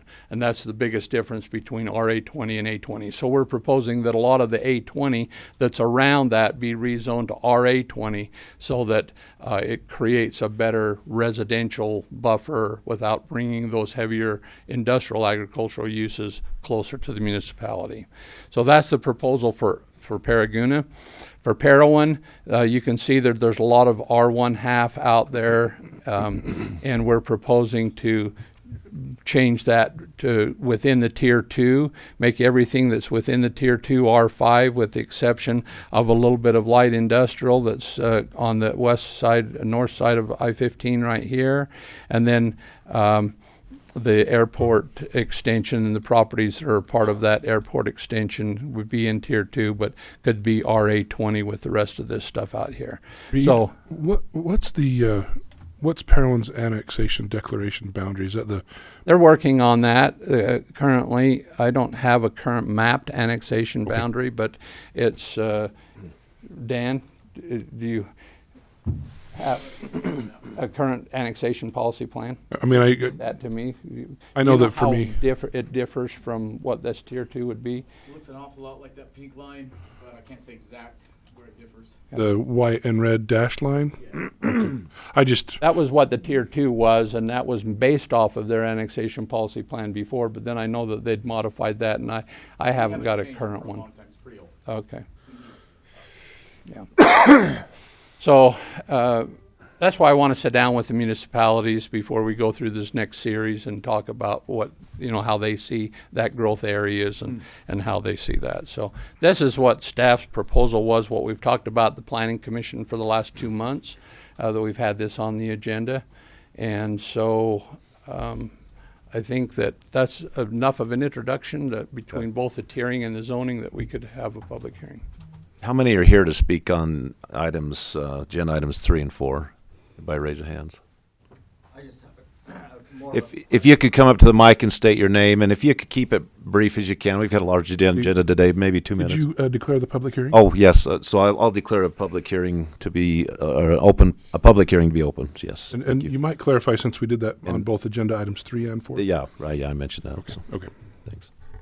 Austin Levitt, just from the public. Just more question for Reed. Is this your color coding map, and is that accessible to the public online somewhere, or? Well, I wanted to get through the Planning Commission in this before any changes were made, and then I'll put it online. if you'll give me an email, I'll be glad to email it to you right now, and then we'll put it online. Outstanding. Thank you. Thank you. Thank you. Any other comments?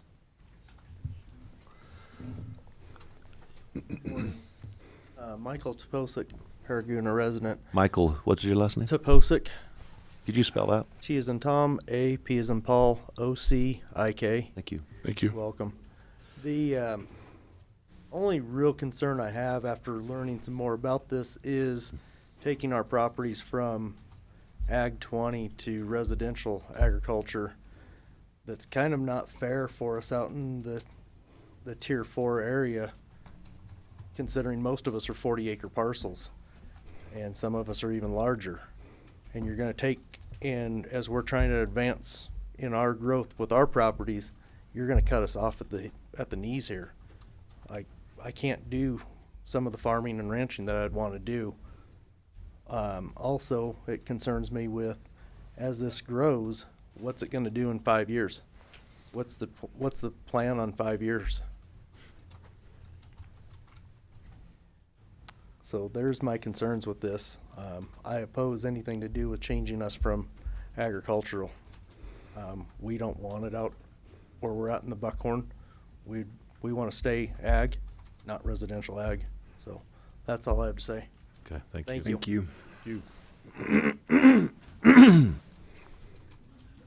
Are there any other comments? Seeing none, we'll close the public hearing for items 3 and 4. Reed, could you address that last comment? Yeah, I just asked him, if I could get with him and talk about that, because I'd like to understand better. I don't know how far out. I don't know that we considered the Buckhorn out past. The north end of this proposal is the Little Creek Road. So that's as far north as this RA20 would go, right there where the interchange is. The North Paraguna interchange. Here's the Paraguna Highway right here, and then the Little Creek Road right here is the north boundary of what that RA20 would be. So I would love to hear better. And let me just give you an email address right now. Is reed@ironcounty.net, REED@ironcounty.net, N-E-T. And just please send me an email, and I'll share this, and give me your phone number, and we can talk about it. I'd like to really understand better what some of those interests are for agriculture that they don't think they can do currently with the RA20 rezone. I'd love to hear that, and what those concerns are.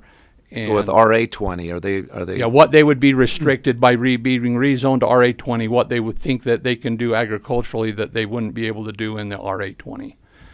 Because I don't know what those things are that they want to do. RA20 still allows a lot of agricultural uses. It just doesn't allow those heaviest types of industry agriculture. Does it allow a pivot? Yeah, absolutely. RA does. Yeah, RA20 allows all agricultural except for Gravel pits and stuff like that. yeah, pig farms and dairies and intensive agricultural uses. Okay. So we'll have that conversation, then I'll be able to answer that question better, because I'm not sure what it is that they're trying to want. Is this item number 4 going to be tabled as well, Reed? Yes, both the zone so all of change these and the tier are going to change. go back to the planning commission and. John, what happened to me here? Oh, I just put your email up. Oh, okay, very good. Thank you. Did anybody else still need that email? Can I switch that back? Thank you, John. So I will hope to be able to answer that better by knowing what it is that they're concerned about in the RA20 zone and what that would limit. So I'd take that input. And that's the purpose of wanting to come here, even though we knew we were going to continue it next month, is to start getting some of that feedback so we can work this. If they're, feel like that it would be detrimental for what makes sense for growth in that area and still keeping those intensive agricultural areas from encroaching too much on the residential area, that's what we want to evaluate. Okay, so we do appreciate the input.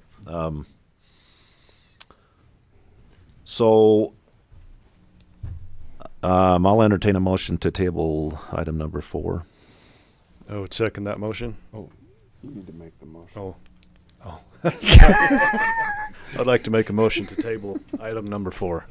I will second. Okay, it's been moved and second. All in favor? Aye. Aye. You get, when you're brand new, you get two Yeah. mulligans meeting. Yeah, we're way past that. You get lots of mulligans. Just kidding. All right. We'll go to number 5, public hearing, discussion, and possible approval of a proposed county code amendment, ordinance 2025-1, an ordinance of Iron County, Utah to the Iron County Land Use Code. Ordinance 2025-1, amending chapters 17, 16, and 17.16 and 17.20, providing for small contractor shop office in the RA20, R5, and R2 zones, and caretaker dwelling in the commercial and industrial zoning districts. Thank you. As repeated in the title, that's what we're trying to do with Ordinance 2025-1, is to open up more opportunity in those zones for those types of uses and businesses. We got some feedback at the Planning Commission from people who felt like we shouldn't really be allowing commercial in the residential areas in R2, R5, and RA20. And the Planning Commission, and as we discussed this prior month and then prepared this ordinance, and as staff has talked about it, and we've had requests from property owners, we have several zoning enforcement situations right now where we have that going on, and felt like there is some opportunity in some parts of the county to have startup businesses and smaller contractor office shops in some of those R2, R5, and RA20 zones. That gives an opportunity for somebody to get started. It's kind of an expansion of the expanded home occupation that we did. You'll recall when we had home occupations in the county that was occurring specifically just in the home. They couldn't do anything outside of the home. Then we created this use called the expanded home occupation, which allowed a business to do something outside the home, like in a garage or an outbuilding or a shop or something, that they could have one employee that came to the home, but it was still restricted in terms of, you know, advertising and retail sales and the number of trips they could have and all those kinds of things, so that we felt like it would still be appropriate in a residential area, but gave people an opportunity to expand their businesses and get a startup on a business. And we've had a number of those that have come into place since that was put in a few years ago. Little sign making shops in the garage, and little welding things in the garage, and little cabinet shops, and gunsmithing and different things like that that can be done in the garage or a little shop that most of the neighbors don't even know are going on. This is an expansion of that, if you will, that allows for a contractor to have an outbuilding or a shop where employees could come to the facility, get their work trucks, and load up with their equipment and supplies and go out on the job. It's not envisioned that the work would actually occur at the property where the contractor shop is, but that would be a staging location. And so I just put the two definitions. Currently what we have now is a contractor shop office that is only allowed in the A20 zone. It is not allowed in RA20 or R5 or R2. The definition below for a small contractor shop office would be regulated based on the number of trucks and I'll come back to the caretaker dwelling.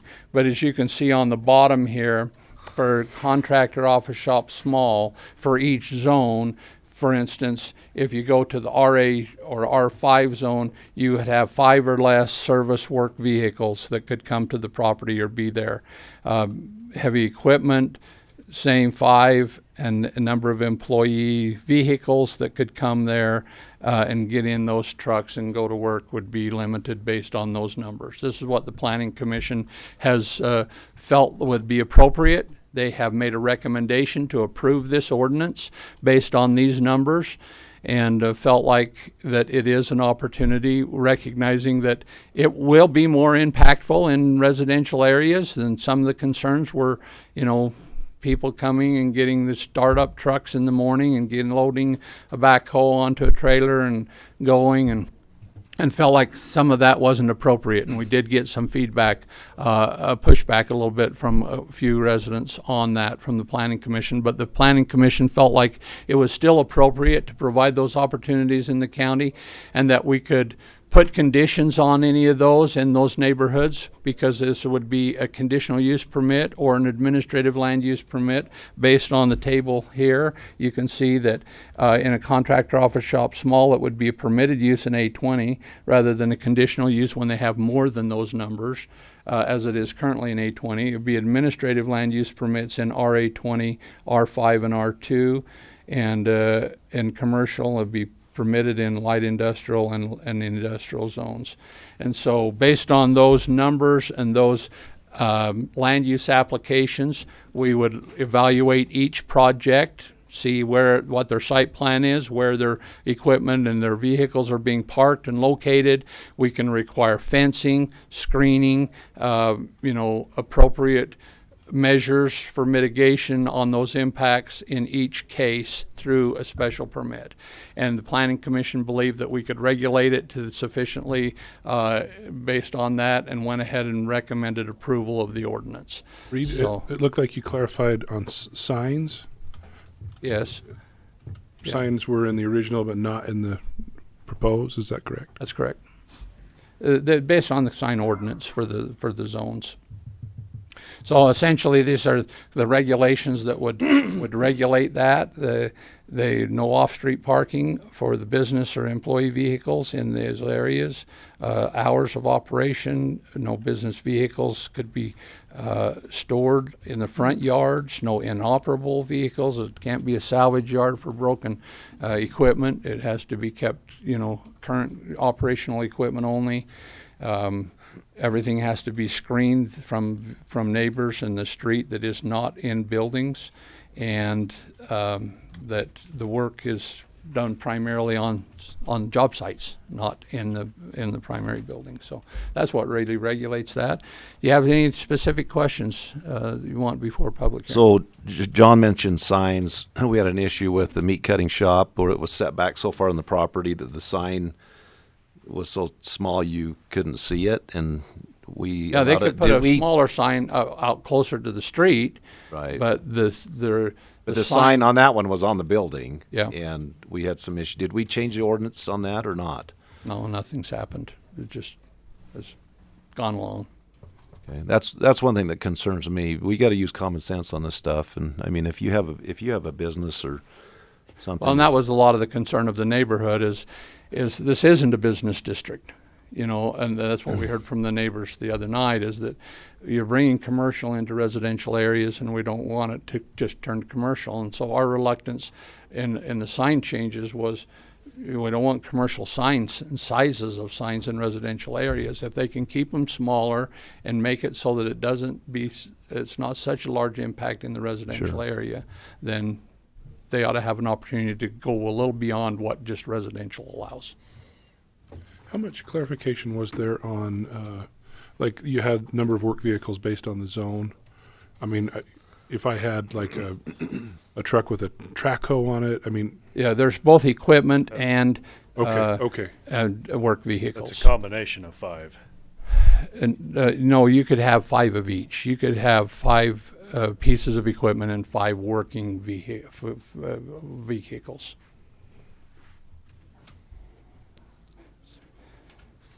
So you could have 7 employees that come there, get in 5 work trucks, and hook onto a backhoe and take it and go.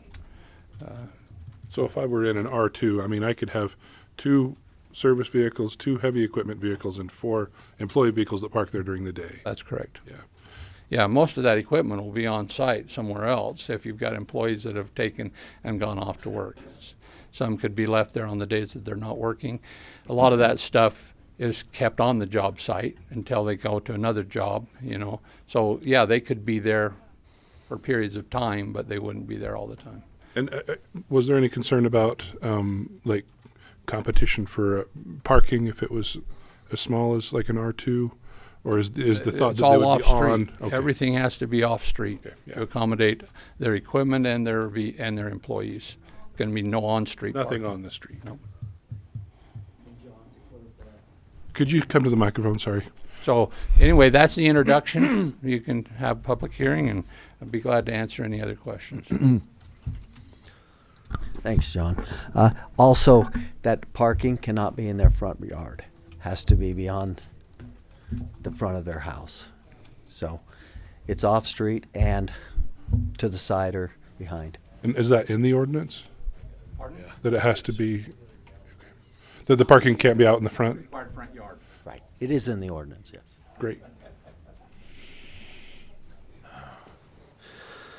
Okay, we'll go ahead and open the public hearing for agenda item number 5. Those who'd like to speak, if you could approach the mic and state your name. Come on up. And be brief, if you can take 2 minutes or less. Thank you. Dr. Howard Mays, good morning. Thank you for this opportunity. I came in on this a little late with the people in our general area, and we've written a letter to Reed. I think this is the one that came, but I've got a copy of it for you that I'd like you to take a look at, or give me an email that I can send it off to. We're out in the North Lund area, and we've watched these little nibbles of changes in the last 25 years. We've watched these open areas, the light pollution, the traffic. We've watched all these little nibbles come into our areas that will change. Thank you. It's changed everything that we've moved out here for. Some of us have been out here for 25 years. They had a trailer on their property for 4 months before the building started going up. County came up and shut them down. They said, get this trailer off. It's been here for 4 months. 25 years later, we now have a power plant out there. We have a water park. We have an ATV park. We've got Three Peaks has grown, so we hear all their airplanes. We've got a solar plant out there. We have no dark out there any longer.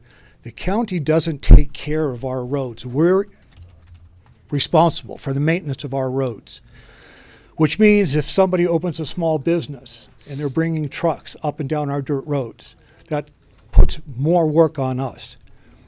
Plus, we're living in an area that is all residential. To have these trucks and trailers come up on our property puts a lot more work on us, for us to have to maintain our roads to get to our own homes. That being said, though, I would like to request we table this until the next meeting, because I've got a list of names here who also want their voices and opinions heard, for something more for you to at least have something to contemplate with this decision. So if I may, I'd like to request tabling this until next month. Thank you.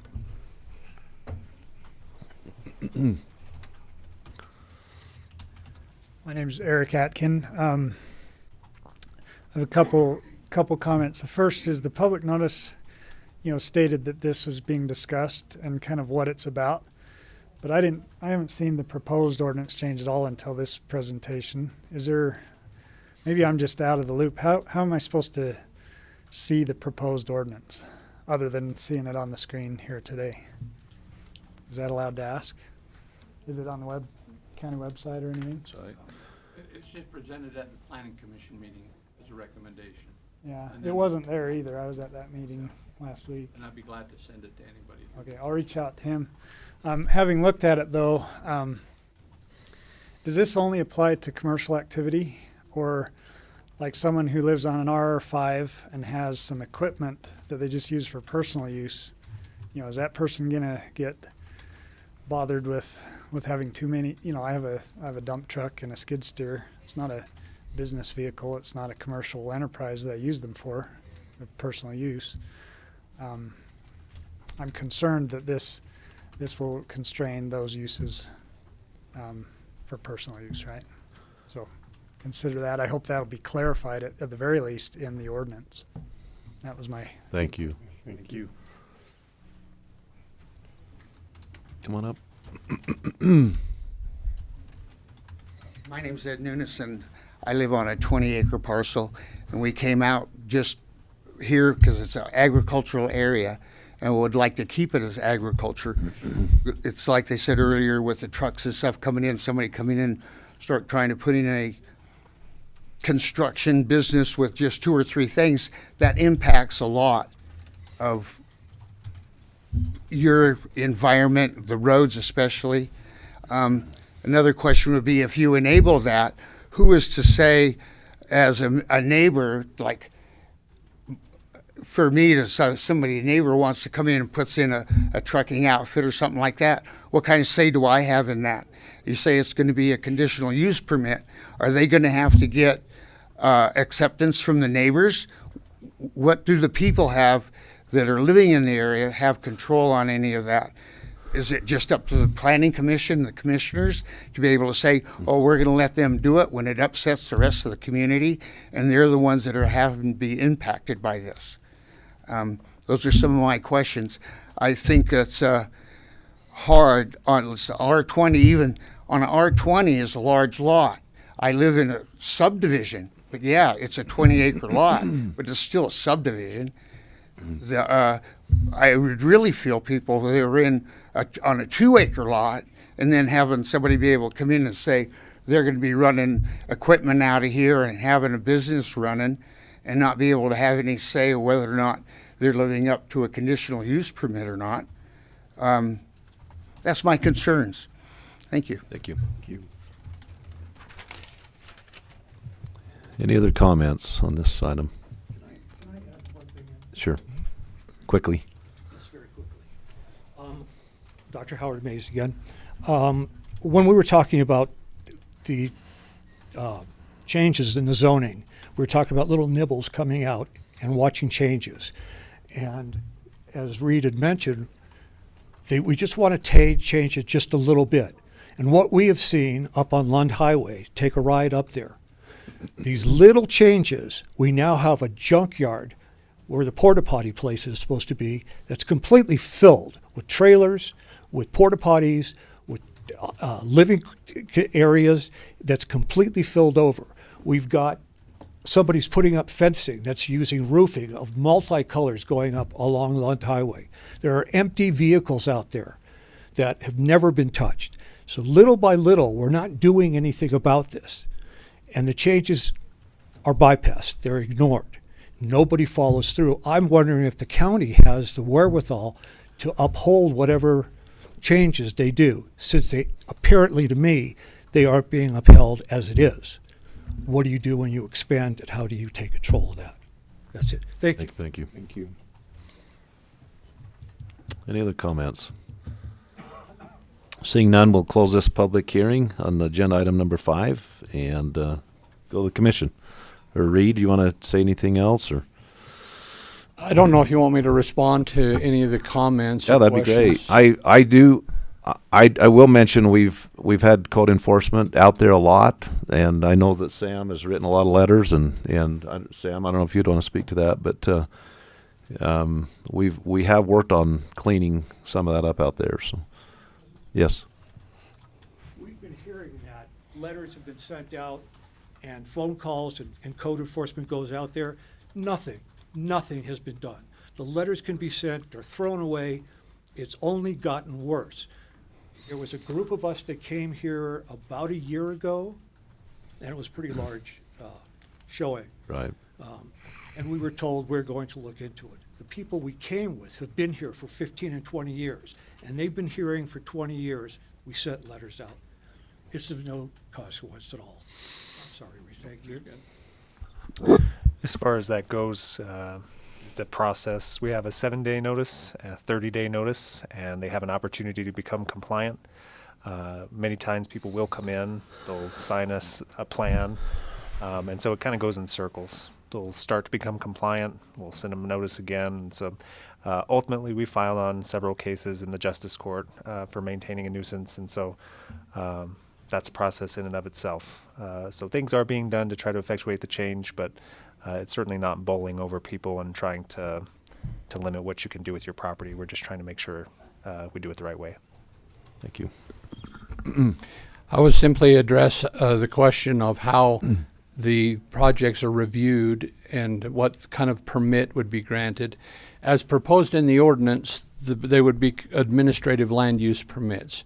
An administrative land use permit is similar to a conditional use permit in that you're trying to identify what the potential impacts are and then put conditions in a permit that would mitigate those impacts. Administrative land use permit that is done through staff.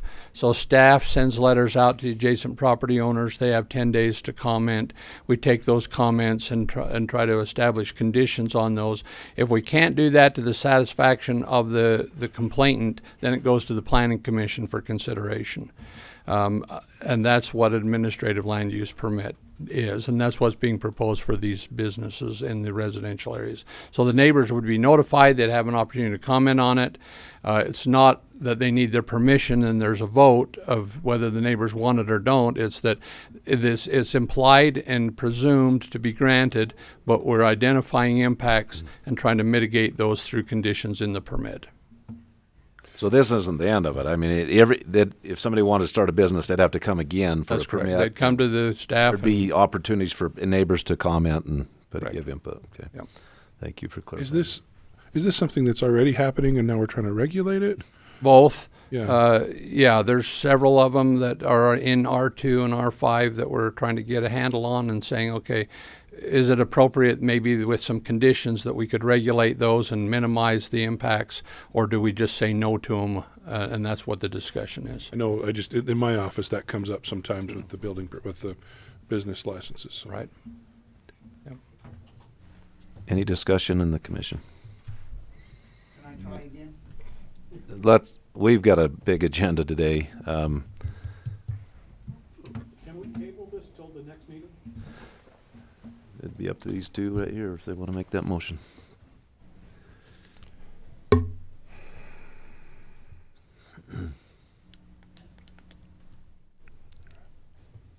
I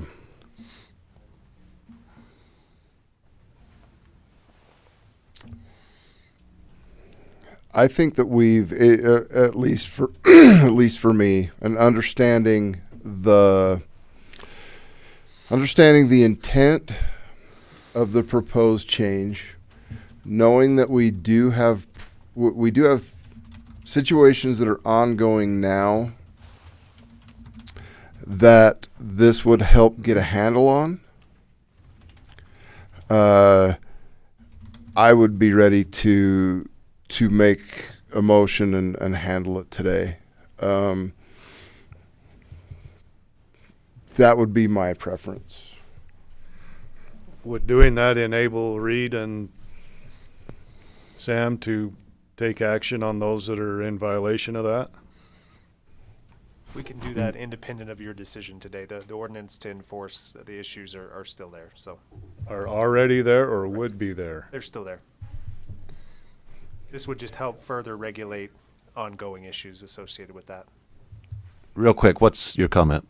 Can we catch up before we make a change?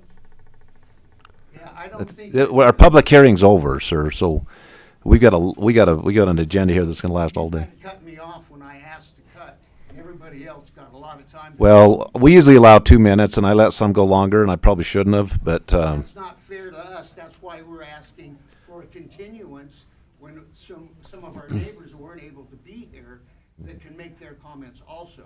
So to make a decision today isn't fair to the public. Well, it was the public hearing was noticed. There's opportunities not only to be here but to submit via email. Notified. I didn't find out until somebody that went to the planning commission and brought this up. So for this to be happening so fast, it's not fair to us. It's really not. You know, you're sitting here saying all this stuff. You're trying to make it because of all the crap on Lund. You've had, it was over 2 years ago that we came and talked to you guys about it. It actually, things have actually. Will you come to the microphone if you're going to talk? You know, we're talking Lund. You're using this ordinance change to try and get a handle on Lund. Well, now you're affecting me and my agricultural area and all my neighbors that want to maintain a urban environment that's acceptable. to try and make it decent. It was up to you guys to take and clean up the area on Lund, which has not happened. It's gotten worse. Where I can give you one specific place, and it was documented where we came in, we had aerial photographs, and one guy got in trouble because he flew a drone over the top of it. Mr. Cousins was here at the time, do you remember? Yes, I do. Okay, that area, they started to clean it up. Now it's about 5 times worse. So you're telling me that you're trying to make this ordinance is to clean that up, but you're affecting me. Why not take care of what we got going with code enforcement and get some meat behind it so they can get it cleaned up without changing ordinances that are just going to bring in more of that stuff that we can't control. You're not giving it anything to the public on that. You're just trying to make your job easier. Thank you. Thank you. This job isn't easy, sir. And if you'd like to run, you're welcome to run for this office.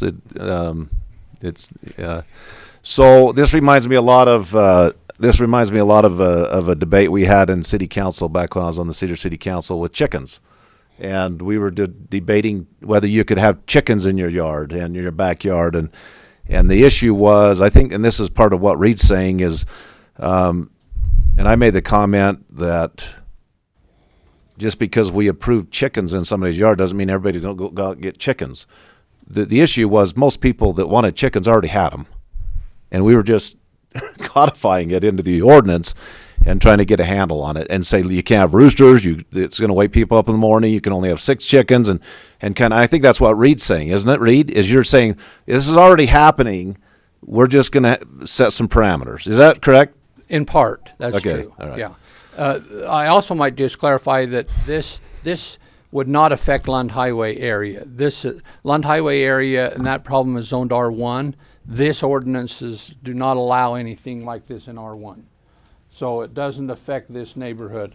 This wouldn't go to R1 in these zones. It would have to be, it's R2, R5, and RA20 is the only place that these would be allowed.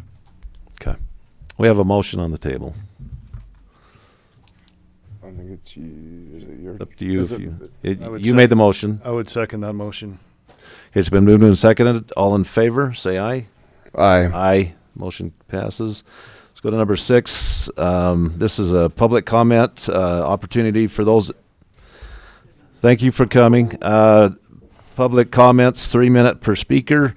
Should not repeat others' comments, only for items not on the agenda. No items related to Commission's role as an appeal board. Comments should be directed to the Commission. No attacks on people's character. Anybody who'd like to speak?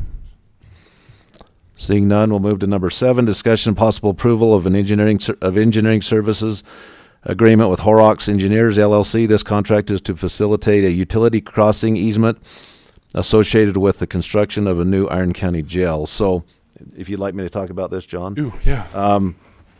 Reed, are you done? Can I use the screen? Anytime we have to cross a railroad, it's a lot of work, and Union Pacific has a lot of regulations, and it takes a company that really understands the hoops you've got to jump through. So we're attempting to contract with Horrocks Engineers. We've had a couple of meetings with them. They've been excellent to work with. I thought their quote was reasonable. It was not to exceed $10,000 is what I remember, John, and to hire them to redline and work with Platt and Platt Engineering in the crossing of the railroad there by IFA and by the new jail, so that we can take a 10-inch sewer line down to Aviation Way. And this is critical for the success of the jail, and it's tricky to get easements with Union Pacific. And Horrocks actually has dedicated staff that are familiar with their processes. So this could also, they've looked into creating an access for law enforcement only. It's an access that Cedar City has used for years to cross a railroad, and it would, for inmates that were flown into the airport, it would be very convenient to take them down the Aviation Way and right in the back door without going clear around, and it for public safety and those kind of things, it would be a good thing. So Horrocks is I feel really good about the agreement they want to make with us. Darren Air has sent us a contract and he's been good to work with on that. So I seem like things are in pretty good order there. So I'll entertain a motion to approve that. I would make a motion to approve that with Darren or with Horrocks. Horrocks. Oh, the second. It's been moved and seconded to approve this contract. All in favor? Aye. Aye. Motion carries. Thank you. Number 8, review and possible approval of First Amendment to the Cedar City and Iron County Agreement related to construction of a new county jail.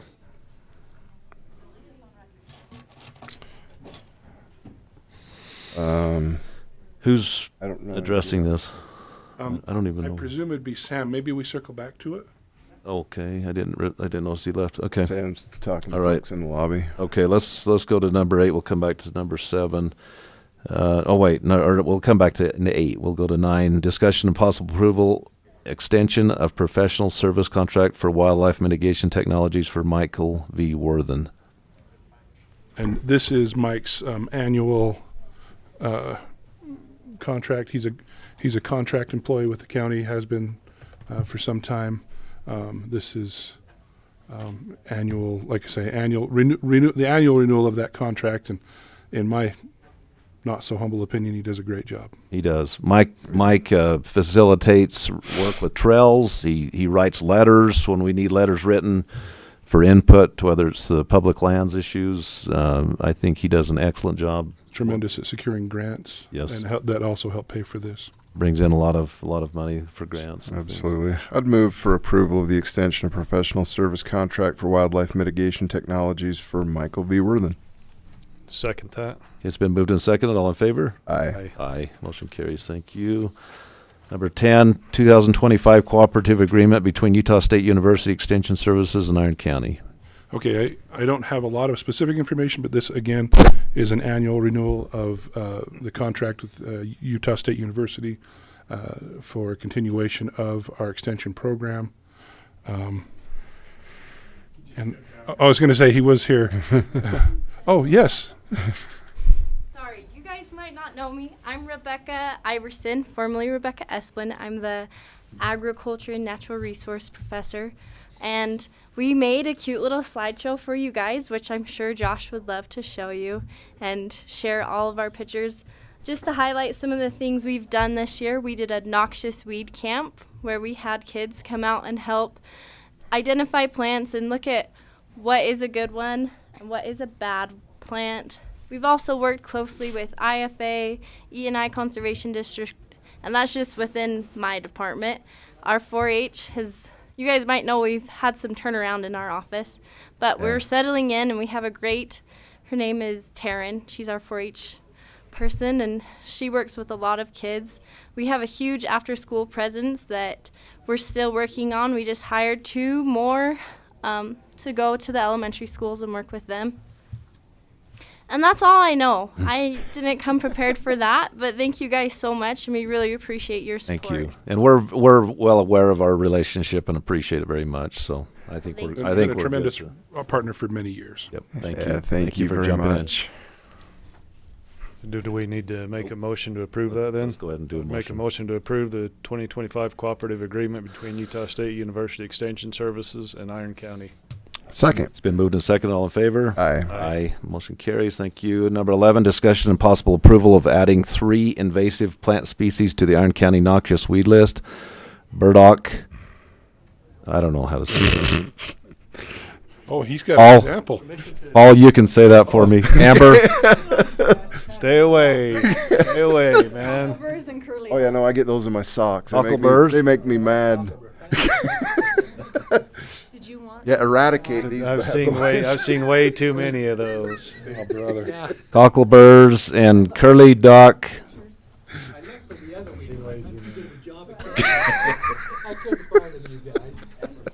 You seen the? When I was a scout, Unique Scouts took these things to a jamboree and were selling them as porcupine eggs. Very industrious. That's entrepreneurship at its finest. In a bag. Amber, do you want to Don't let that out this? in the don't let that out in the dirt. Yeah, throw that in the dumpster right now. Yeah, down I think is forward. So Paula is the president of the Iron County Weed Board. Hey, Josh, we took care of you. You're done.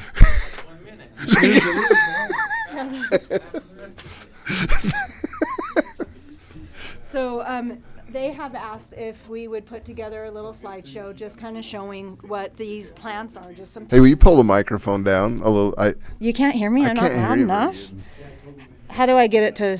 Oh, so that's the cockleburs. That's the plant that he just showed you. This is a picture that I just took off the internet. It's not here, but I do know on the canals, off just by the airport farm, the horses that are in, I believe they might be Commissioner Woods. The horses that are in there are completely full of wow. these, and it goes and these cockleburs seem to be getting worse and worse anywhere where there's flowing water. On our flood channels, as I was spraying weeds last year, these are taking over. And we had lots of complaints, and actually we visited and I got approved to help spray those as I was out and already spraying the weeds that are on the weed if I saw them, just to kind of treat them while I was out and about. So we did do that last year. So this is the burdock. The burdock is quite invasive. All three of these have in common is the amount of seeds and the spread that they get. They're super invasive. So there's just pictures. Any questions on the burdock? Here's the cockleburs. That's what Paul just showed you. These are, I'm not kidding. Anywhere there's water, they're there. And there was one more. Where's the Indian tobacco? Oh, the curly dock.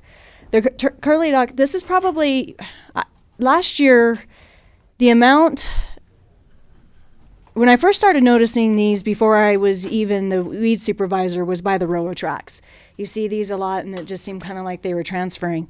Last year, as Dean brought this to my attention of how invasive these are, and we really need to start watching these, the amount, especially in Summit, there wasn't an alfalfa field that these weren't in. And where these are a broadleaf, it's very difficult to treat. Shovel would probably be the only way to be able to get those out. As the hay is being harvested, it's being spread more and more and more. As far as the toxicity on this, I think it's based on the amount of consumption, Becca? Yeah, for all of these, with the amount of consumption, they can be poisonous. And a lot of the problems we'll see it with is with sheep, especially if it gets in your alfalfa. These seeds can be toxic. So usually they're okay, but there has been instances in this county where animals have died from the consumption of these weeds. So, and this is just asking to be placed on the county list. This is not at a state level yet. It probably will be as it goes, but where we're having so many phone calls and complaints, I was just liking to get approval while we're out and about, and if we can have assistant or help aid to be able to see it, spray it. Can you just give us the three names one more time? There's curly dock. So the three is burdock, and Josh might need to say these scientific names if you need the scientific names on there, but the burdock, cockleburs, and curly dock. Okay. And then this is just the last little point that just kind of some strongers, because we are committed to protecting our local agriculture. I know we all are. I see you guys do that all the time. So they just wanted to make sure that we mentioned how vital agriculture plays a role in our economy. So. Great. Thanks. That's it. Appreciate it. Any questions while I have the USU task force on hand? So property owners are responsible to control these on their property. They are. And yes. we're willing to.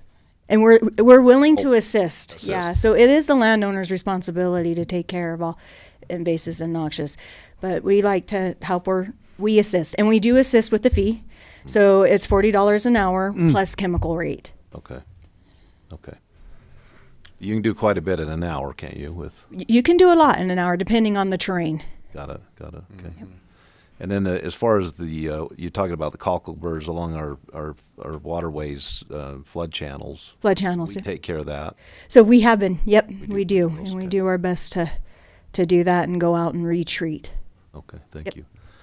The Okay. issue with these is they're late bloomers, and so when there's a pre-emergent that's gone in and been put down, these will sometimes, quite often, come through that as a later flush of weeds, and so it requires a second application of a lot of different products, and stronger products, which are like Amber said, are very harmful to alfalfa, and so you got to be very, very, very careful of how you address this issue and the timing of it. Down to a shovel, huh? It really is. So. Anything you spray to kill these is going to kill alfalfa, and a lot of the products will be carried in waterways, and so you got to be careful what's, not getting in the waterway and those kinds of things. Right. So Amber and I've been working on a access ordinance for us that would include encroachment permits, signage, those kind of things. But Amber and I have also talked about sometimes, because of my ignorance, I've authorized people to put in, for example, they weren't a problem, they didn't turn out to be a problem, but the Water Conservancy District, when they put that long water line along Iron Springs, we didn't put a requirement for them to reseed with something else. We were very fortunate that we didn't get a bunch of junk in there.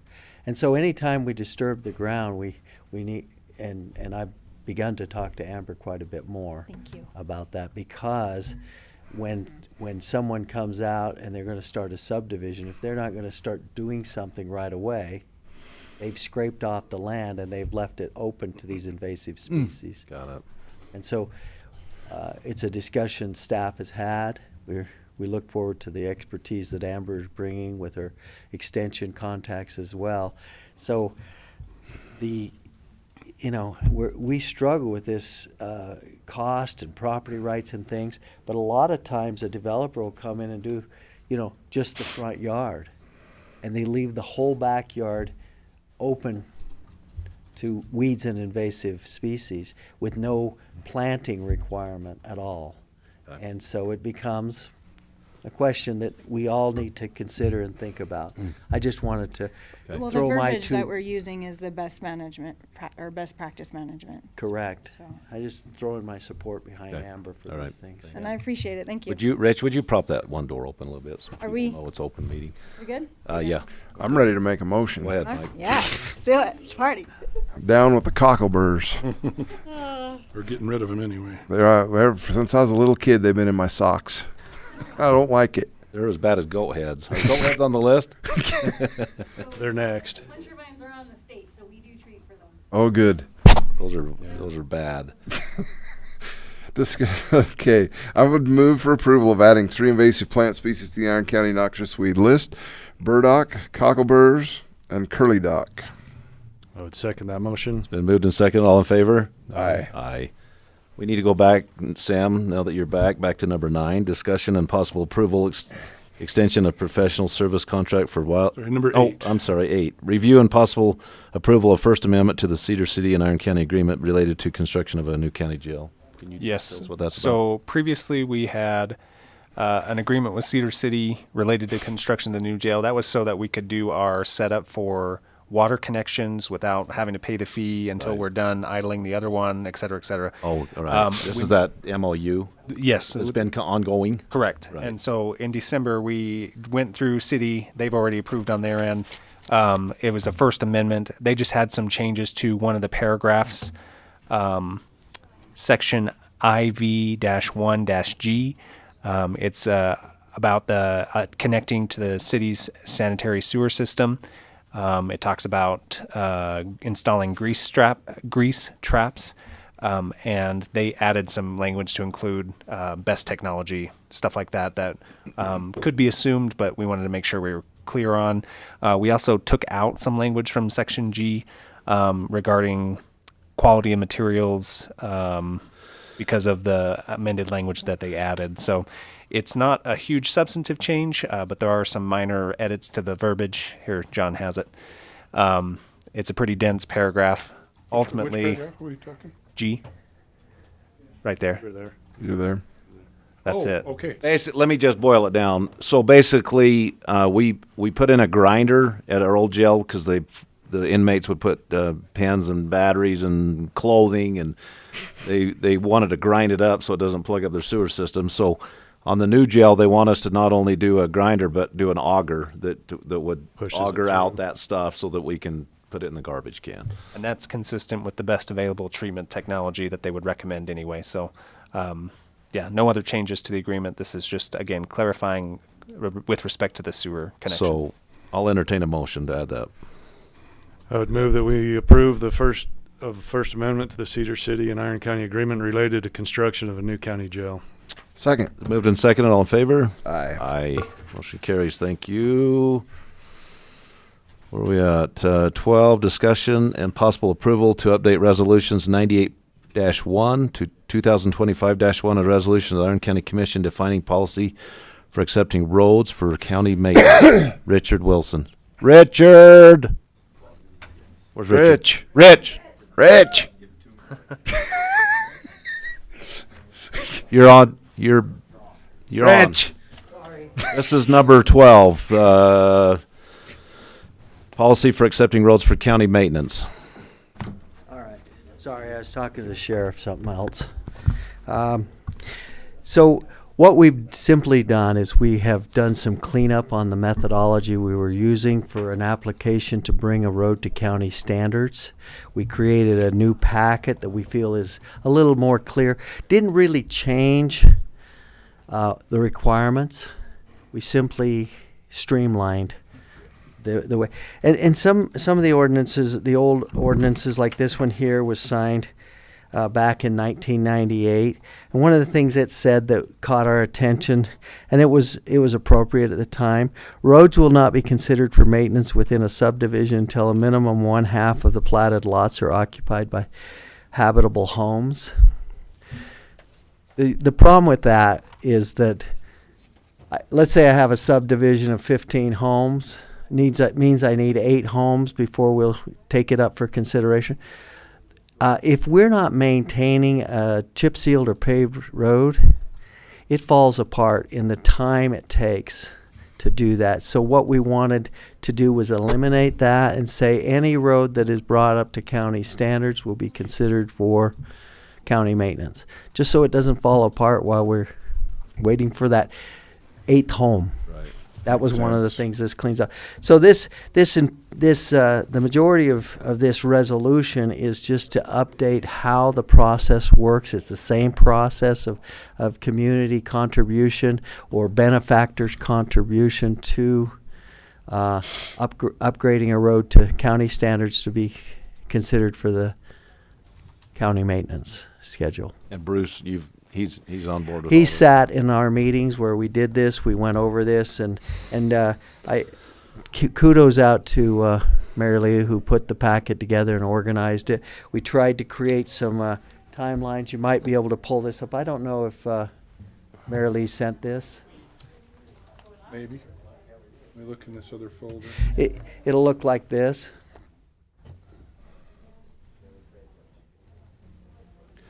Yeah. Would you go down a page? Yep. And then turn it sideways, I'm sure. Oh, this is what I'm looking for, John, right there. Yeah, turn that for us. It just seems that she did a lot of good work to allow this to have a flow chart for the constituent to know, okay, step 1, step 2, step 3. I have to do these things. I am unable to rotate it, sorry. And so, Turn sideways. There we go. because a lot of times it seemed like confusion, all words, and we wanted some of that. So there's actually like 9 steps, and they're in accordance with state law as well as with what we. If you could email this to us, then when people call us about roads, we can send it. Here's the steps you need to take to get in compliance to meet these standards. Correct. It's once we take a road onto the maintenance standard, I call it, we bought a road forever. I've had some people complain, well, that's a lot of work to get it up to that standard. I said, what it takes you and what you own it for a year, we own it forever from then on. So we want it built correctly so that we're buying a product that the citizens of Iron County won't have to keep putting Band-Aids on a bad road. Anyway, that's our proposal. That's what this is about. All right. Great. Entertain a motion. Okay. Which number was it? 12. I propose approval to update Resolution 98-1 to 2025-1, a resolution of the Iron County Commission defining policy for accepting roads for county maintenance. Second. If I could too, maybe let's also include in your motion to approve Iron County Resolution 2025-1. Okay. Because we are upgrading, but really the new ordinance, the new resolution will be 2025-1. Okay. Move to -1, is it the first? I don't know. Says -1 on the paper. Says 2025-1. Yeah, item 12, update resolution. On mine, that's left blank, so I can't help you. Okay, no, we've got that. Yeah. Okay. Yep. Move to approve update resolution 98-1 and also 2025-1 resolution of the Iron County Commission defining policy for accepting roads for county maintenance. Second. Been moved to second. All in favor? Aye. Aye. Motion carries. Number 13, discussion and possible approval to update Resolution 2009-7 to 2025-2, a resolution to establish an application procedure for assessment area proposals. Rich. Continuation of that discussion. So once they have got approved to be start the process to be put on the maintenance schedule, they have to go through the assessment procedure. Meaning that if you've got 20 neighbors on your road, they're the ones that are going to come into a contract with the county to have the work done, and they're going to pay for it over time. That's the quick and short of it. That we have the authority to create the assessment area. We've always had that. This is just, again, simplifying or updating the policy and the practice of how that assessment area is obtained or created. Great. I would move to approve the update to resolution 2009-7, update that to the 2025-2, a resolution to establish an application procedure for assessment area proposals. I second that. It's been moved and seconded. All in favor? Aye. Aye. Motion carries. Thank you. Number 14, discussion and possible approval on UDOT federal aid agreement for Iron Springs Road reconstruction contract. I believe you've seen this, both Commissioner Cousins and John. This is the contract with UDOT that we will go forward. We've already got an assigned project engineer, but they needed this contract in order to move forward with the improvements on Iron Springs Road, which have been under discussion for the last several years. This is how we will put that earmark money to work, the $7 million we received from Congressman Malloy's office. Just one question. In our meeting at the Council of Governments, what do we need to do to move forward for the new grant cycle? Remember that? You were there. You were there. I wasn't at the January meeting. Okay, I thought you were. I'll touch base with you after. Okay. Yeah, they said just when you get a grant like this, go ahead and apply for the balance, Yeah. and you've got a really good chance of getting it. There's a new grant. There's a new grant cycle that we specifically asked if to complete the road would be an appropriate application to the new grant cycle, and they said absolutely. Okay. And oftentimes, it might have been, I can't remember which meeting, but she talked about that. Yeah. She said or maybe it was Cindy Bullock in our steering Cindy committee. did, yeah. I think she's the one that talked about you have a really good shot at, if you've already been approved for one, to continue to finish that project, it's a high probability you'll get it. Yeah. So. And the UDOT engineers were there as well that said, yeah, absolutely, let's start working on this now. That window opening is small, so we got to make sure we hit that. Correct. All right. Don't have So the I'll date. reach out to Congresswoman Malloy's office and see where the next cycle. Yeah, because we don't begins. have I don't think we had the dates. They didn't have the dates as of last week in our meeting, but it's just the same as this last deal. We crammed it into a month to get it done. Right. They- Yeah, he it's said, that- "Here you go. Now be ready." It's going to be that same process. So if we can, knowing that it's coming now. Now, I'll add, and perhaps I told you this before, that they have moved forward the high T project at the intersection, and they are coupled together now. Yeah, we So- talked about that came up in our. And COG that's meeting. a good thing. The two things that probably we haven't talked about or need to remind the commission, our portion, our cost share portion is $500,000 on that. Just a reminder, no money is ever free. We have our input. The other thing is, and Is it that just budgeted? Have we budgeted that, or is that this cycle? It won't be expensed this year. Well, there will be some in-kind stuff that we hopefully can help to offset that. We have material there at the landfill that we're hoping that trucking and handling of road base for replacement will handle some of that. But no, it's not this year. Okay. We're just going out to design and construction. So we'll have a little time to put it in the budget and know what that is. But I had one other, sometimes you wake up in the night and remember something. That is a master plan sewer along there. That has nothing to do with any of this, and I hope to have a conversation with Cedar City. I do not want to put a brand new road in and not do planning for a master plan sewer that's going to run up that road, only to everyone gets so frustrated with new asphalt that's cut within a week. Oh, yeah. Well, we don't want to build a road and have it have Try to be mitigate that. Actually, 13 put a inches. sewer in it. Okay. Anyway, Thank you. FYI. All right. I'll entertain a motion. Make a motion to approve on UDOT federal and agreement for Iron Springs Road reconstruction contract. Second. Been moved and seconded. All in favor? Sorry. Oh, sorry, John. Go ahead. We might want to just put that amount of $7,508,313, just as part of your motion. Okay, go ahead. Make a motion to approve on UDOT federal aid agreement for Iron Springs Road reconstruction to the value of $7 million. Sorry. We're going to pause you one more time. Did you already sign this? No. Was this? I signed it. You sent it to me, and I Okay. signed it. So what we should have had on the agenda then was ratification. Ratification. And that needs to be the motion. I'm so sorry. Okay. He caught that right as you were making the motion. We good to go again? Yeah, sorry. You need to put the words ratify in that, right? All right. I would move to ratify on UDOT federal and aid agreement for Iron Springs Road reconstruction contract in the amount of $7,508,313. Second. Moved and seconded. All in favor? Aye. Aye. Motion carries. Go to personnel. Jennifer. Do you want to explain that 15 was stricken? Oh, yes. Sorry. Yeah, that was a duplication of.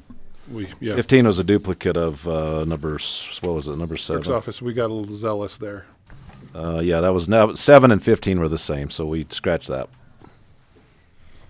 Hello. Good morning. Afternoon. Good afternoon. So the first section I will go, and the last section we'll do independently, and then everything else will be lumped together if that's all right. So the first one is after an external contracted request for application posting, we received and have accepted Michael Edwards to represent Iron County in justice court cases beginning January 16th, 2025. Sam has handed you the drafted contract for one of you to sign. And it outlines the needs for this position, and Mike Edwards will sign it at a later date. And then Sam can also speak to this if he needs to further clarify the position. Sure. So just wanted to make it aware we've got our eyes set on filling a position at our attorney's office. In the meantime, since it took us nearly a year to fill that position last time, we've looked for a contract position specifically for justice court. That would give us immediate relief, allow the current attorneys to focus on district court. This attorney is a short-term fix. He's got a specific set of cases that he's going to address. He's a contract attorney, much like the public defenders would be. but contracted, set rate. Any questions about that specifically? No. Perfect. Good. Is it the same Mike Edwards that? The That one used to and sit only. in this Yeah. seat? Set Yes, and it that- is. Just checking. The name seemed familiar. Yes. For a specified number of cases, is that correct, or is it a time? It's for Just a a time. time. Yes. Time, okay. Period of time. He's a nice February boy. 16 through. Do we want to go ahead and vote on that one? If that's okay. By itself? Yeah. I'll entertain a motion for that one. Move for approval of contracted justice court attorney position beginning on Thursday, January 16th, 2025. Specifically, Mr. Edwards. Specifically, G. Michael Edwards, Esquire. You'll love that. Second that. Been moved and second. All in favor? Aye. Motion Perfect. carries. Thank you. Go ahead. Now we'll go super fast through all of these and stop me if I misspeak. Taylor Lawrence was selected from a competitive recruiting and interview process to backfill the vacant part-time auditor accounts payable position effective January 6, 2025. Malia Larson was selected from the most recent recruiting and interview process to backfill the vacant part-time assistant cook position in the Council on Aging Department effective December 30th, 2024. Zachary Ford and Eli Bradshaw were selected from the most recent recruiting and interview process to backfill the vacant full-time road maintenance worker positions effective January 21st, 2025 for Zachary and January 6, 2025 for Eli. Dean Lane was selected from the most recent competitive recruiting and selection process to receive a promotion from a full-time maintenance worker 2 to a full-time master mechanic beginning on January 5th, 2025. Sean Dunphy and Nicholas Stones were selected from the most recent recruiting and interview process to backfill the vacant full-time landfill technician positions effective January 20th, 2025. Greg Myers has completed all requirements to receive a promotion from a full-time landfill technician 1 to a full-time landfill technician 2 beginning January 19th, 2025. Cody Christensen has completed all requirements to receive a promotion from a full-time landfill technician 2 to a full-time landfill technician 3 effective January 19th, 2025. Ashley Ward has completed all requirements to receive a promotion from a full-time corrections deputy 1 to a full-time corrections deputy 2 effective January 19th, 2025. Christopher Carl has completed all requirements to receive a promotion from a full-time corrections deputy 2 to a full-time corrections deputy 3 beginning January 19th, 2025. Caitlin Lacey has currently been effectively communicating it to inmates in Spanish and has been requested for her to receive a bilingual pay effective January 19th, 2025. And Blake Matthews was selected from the most recent recruiting and interview process to backfill the vacant part-time bailiff position effective December 9th, 2024. Did I get them all? Been busy. I think so.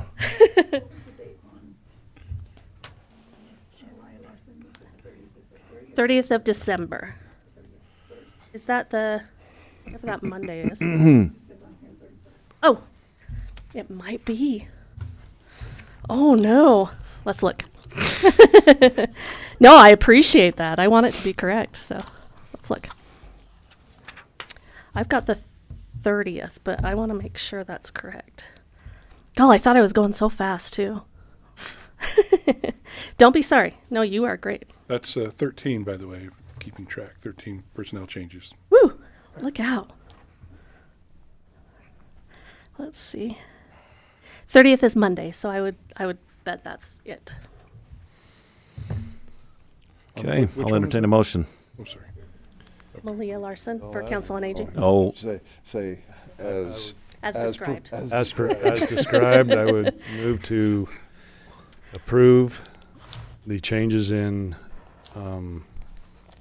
staffing in the county. just say personnel 2 through Personnel 2 through 8 or something like that. Approve personnel changes in items 2 through 7. Second. It's been moved and seconded. All in favor? Aye. Aye. Perfect. So last on the calendar involves the 2025 per diem and mileage rates. So as you know, we follow the state of Utah rates and are requesting to raise that for the 2025 year for both travel and in meals, and the amounts as follows. So I'll kind of break it down for what it was before and what we're proposing to go to.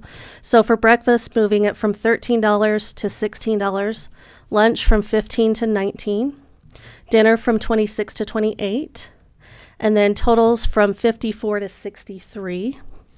And then if an employee is traveling to a city where rates are higher as outlined in gsa.gov/travel, they may receive that rate. And then it also should be noted that going forward, any cost incurred for meals that exceed the above outline meal per diems, the auditor office will be balance billing that employee for that overage amount so they can reimburse Iron County.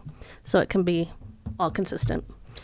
Mileage rates are as follows. For Iron County cars and SUVs used by employees, the department changes to billing the department 0.336 cents per mile, and we're moving that to 0.378 with your approval.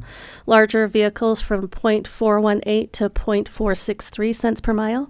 And then if there isn't a county vehicle available, the employee may use their own vehicle and can be reimbursed from 67 cents to 70 cents per mile. And if the employee that picks their own vehicle, if there's not one available, they must receive approval from the fleet department and send that to the auditor's office explaining why, which is what we've had before in the past. The employee can choose, okay, so let me start over. If the employee chooses to use their own vehicle and requests a reimbursement for mileage, they may receive, and what it used to be is 0.336 to 0.378 cents per mile. And this is when there is a vehicle When there is a vehicle available and they still choose to pick their own. So, upon approval, Section 15 of Policies and Procedures will reflect exactly what we've said here. And then the additional paragraph has been added just because if you choose to use your own vehicle when there is a fleet vehicle available, then we kind of wanted to set some parameters on that as well. So I'll just read the verbiage that's outlined for your approval or consideration. If an employee chooses to use their personal vehicle instead of an available vehicle for Iron County travel, the employee assumes full responsibility for any incidents, accidents, damaged, or liabilities resulting from the use of their personal vehicle. Iron County shall not provide insurance coverage, legal defense, or any form of liability protections for accidents or damages involving that employee's personal vehicle. And Luke's also here if you have any questions. We've been working together. Oh, yay. Okay. Any questions for me? I would move for approval of agenda item 8A in personnel per diem policy section 15 as outlined by Jennifer. Second that. It's been moved and seconded. All in favor? Aye. Aye. Aye. Thank you. Motion carries. Thank you. Thanks, Jennifer. County boards, I've got some. I think Commissioner Blake has some. I don't have any. You don't have any. They haven't got commitments yet. Okay. Okay. So I've got 3 Central Iron County Water Conservancy District Board. There's 3 terms coming up. They've all accepted to continue to serve. They all, in my opinion, do an excellent job. Tyler Allred, Tyler Melling, and David Harris. And Tyler Allred's the mayor of Canaryville. David Harris is a city councilman in Enoch. Tyler Melling is a city councilman in Cedar City. So we like to have elected officials on that board. And so those 3 will, and so I'll entertain a motion to approve those renewal. I would move to retain those 3 on the board. Second. It's been moved and seconded. All in favor? Aye. Aye. Motion carries. And then we customarily talk about assignments and those kind of things, but because of such a long agenda, John's going to do that next time. So we'll go through all the boards as well. Awesome. Okay. So I'll declare this meeting adjourned. Could we meet for a minute? You 2 back there and you, and just administrative item? And I'll sign the